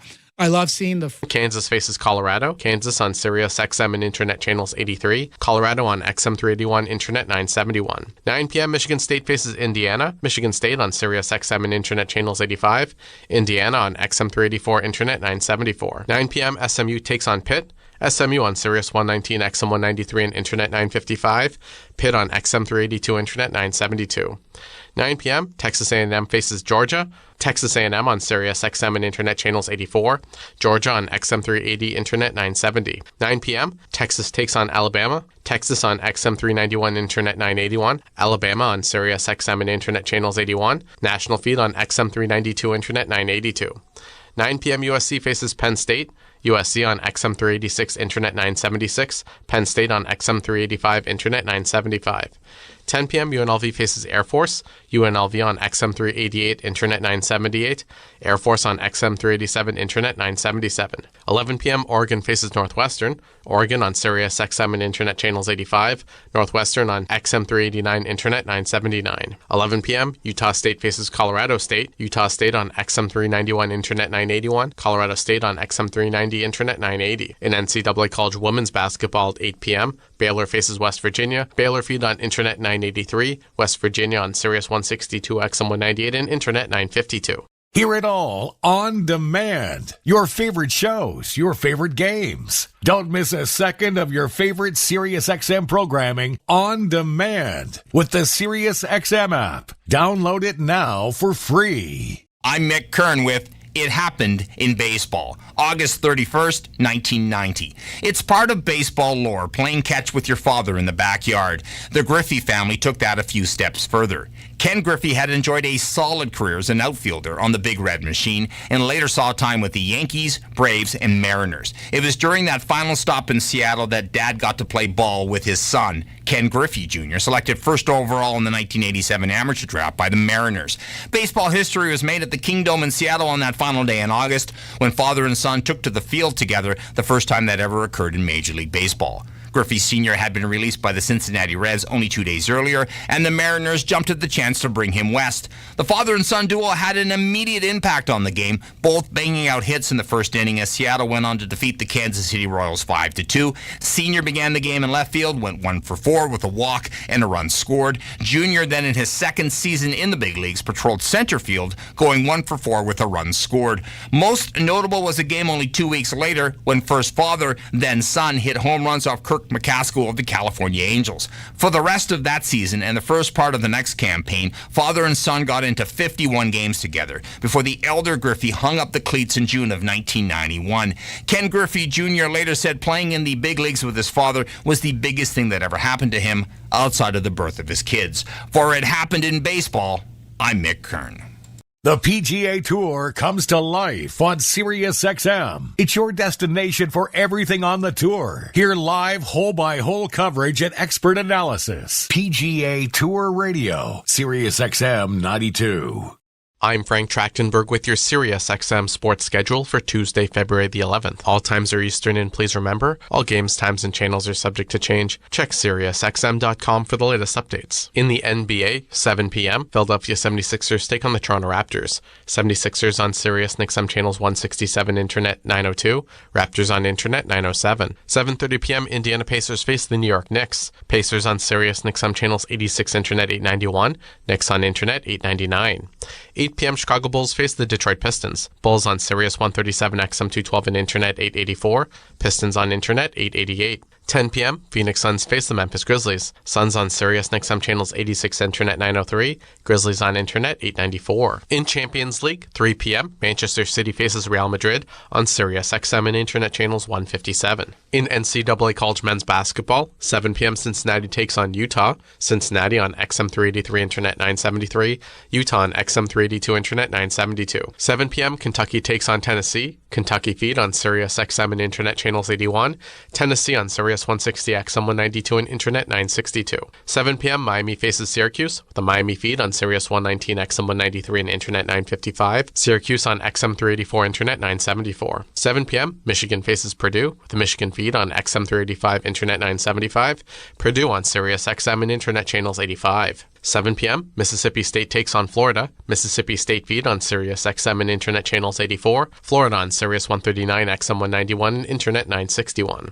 7 p.m., UCF takes on Iowa State. UCF on XM 381 Internet 971. Iowa State on Sirius XM and Internet channels 83. 7 p.m., Vanderbilt takes on Auburn. Vanderbilt on Sirius 106 XM 190 and Internet 960. Auburn on Sirius 161 XM 201 and Internet 963. 7 p.m., West Virginia faces BYU on Sirius XM and Internet channels 143. 8 p.m., Illinois faces UCLA. Illinois on Sirius 209 XM 195 and Internet 957. UCLA on XM 389 Internet 979. 8 p.m., Kansas State faces Arizona. Kansas State on XM 388 Internet 978. Arizona on XM 387 Internet 977. 8:30 p.m., Marquette faces DePaul. Marquette on Sirius 208 XM 202 and Internet 964. DePaul on XM 390 Internet 980. 9 p.m., Creighton faces UConn. Creighton feed on XM 383 Internet 973. UConn on Sirius 161 XM 201 and Internet 963. 9 p.m., Kansas faces Colorado. Kansas on Sirius XM and Internet channels 83. Colorado on XM 381 Internet 971. 9 p.m., Michigan State faces Indiana. Michigan State on Sirius XM and Internet channels 85. Indiana on XM 384 Internet 974. 9 p.m., SMU takes on Pitt. SMU on Sirius 119 XM 193 and Internet 955. Pitt on XM 382 Internet 972. 9 p.m., Texas A&M faces Georgia. Texas A&M on Sirius XM and Internet channels 84. Georgia on XM 380 Internet 970. 9 p.m., Texas takes on Alabama. Texas on XM 391 Internet 981. Alabama on Sirius XM and Internet channels 81. National feed on XM 392 Internet 982. 9 p.m., USC faces Penn State. USC on XM 386 Internet 976. Penn State on XM 385 Internet 975. 10 p.m., UNLV faces Air Force. UNLV on XM 388 Internet 978. Air Force on XM 387 Internet 977. 11 p.m., Oregon faces Northwestern. Oregon on Sirius XM and Internet channels 85. Northwestern on XM 389 Internet 979. 11 p.m., Utah State faces Colorado State. Utah State on XM 391 Internet 981. Colorado State on XM 390 Internet 980. In NCAA College Women's Basketball at 8 p.m., Baylor faces West Virginia. Baylor feed on Internet 983. West Virginia on Sirius 162 XM 198 and Internet 952. SiriusXM has soccer covered end to end. SiriusXM FC. Hear live play-by-play and talk shows hosted by legends of the game. It's SiriusXM FC on Channel 157. Speed, skill, hands. Pavel Bure was one of the most fascinating talents to ever step onto the ice. Even as a young kid, he seemed to always have a knack for finding the back of the net. At the pro level, he put fans into shock and goalies into nightmares on a nightly basis. The man they called the Russian Rocket dazzled hockey fans around the world. Embedded in a family of Olympic athletes, there was no question Pavel Bure was going to succeed on the ice. Playing for CSKA Moscow as a teenager with the likes of Sergei Fedorov, Slava Fetisov, and Igor Larionov pushed him to become one of the best goal scorers the game of hockey has ever seen. In the NHL, alongside his brother Valerie, Pavel consistently put up high-scoring seasons on bad teams. In his rookie campaign, he won the Calder Trophy and put himself on the map. Twice he captured the Maurice Rocket Richard Trophy. 5 times he finished with 50 or more goals. He played over 700 games in which he scored 437 times and added 342 assists. He was bypassed in his first 6 years of eligibility for the Hall of Fame, but was voted in on June 27, 2012, alongside Matt Sundin, Joe Sakic, and Adam Oates. He became the 5th Soviet or Russian, and to this date, he's the only Hall of Famer to spend the majority of his playing career in Vancouver. One of the best, the Russian Rocket Pavel Bure. For SiriusXM Sports, I'm Ryan Pete. Follow every second of the action on NHL Network Radio. From behind the bench to every play on the ice. If it's hockey, it's on SiriusXM NHL Network Radio. SiriusXM 91. I'm Frank Trachtenberg with your SiriusXM sports schedule for Tuesday, February the 11th. All times are Eastern, and please remember, all games, times, and channels are subject to change. Check SiriusXM.com for the latest updates. In the NBA, 7 p.m., Philadelphia 76ers take on the Toronto Raptors. 76ers on Sirius XM channels 167, Internet 902, Raptors on Internet 907. 7:30 p.m., Indiana Pacers face the New York Knicks. Pacers on Sirius XM channels 86, Internet 891, Knicks on Internet 899. 8 p.m. Chicago Bulls face the Detroit Pistons. Bulls on Sirius 137, XM 212, and Internet 884. Pistons on Internet 888. 10 p.m. Phoenix Suns face the Memphis Grizzlies. Suns on Sirius XM channels 86, Internet 903. Grizzlies on Internet 894. In Champions League, 3 p.m. Manchester City faces Real Madrid on Sirius XM and Internet channels 157. In NCAA College Men's Basketball, 7 p.m. Cincinnati takes on Utah. Cincinnati on XM 383, Internet 973. Utah on XM 382, Internet 972. 7 p.m. Kentucky takes on Tennessee. Kentucky Feed on Sirius XM and Internet channels 81.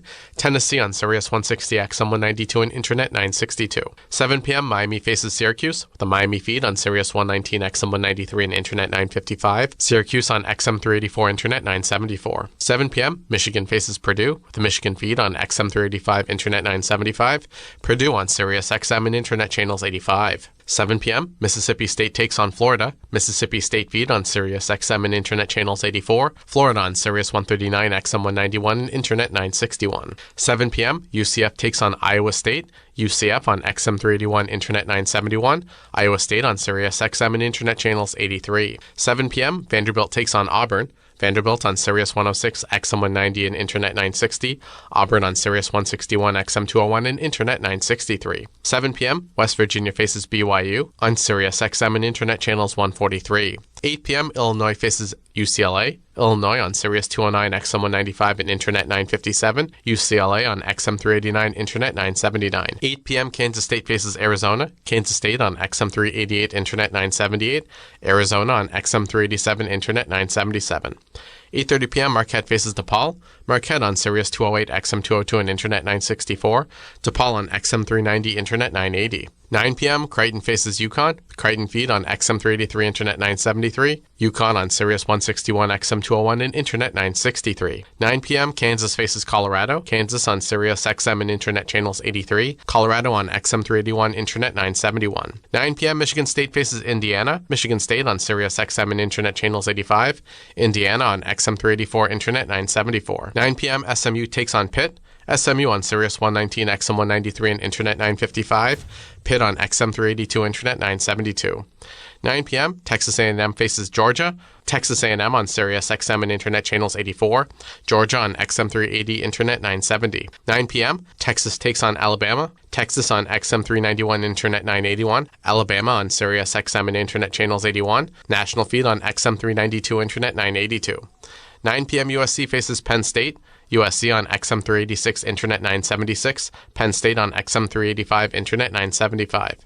10 p.m., UNLV faces Air Force. UNLV on XM 388,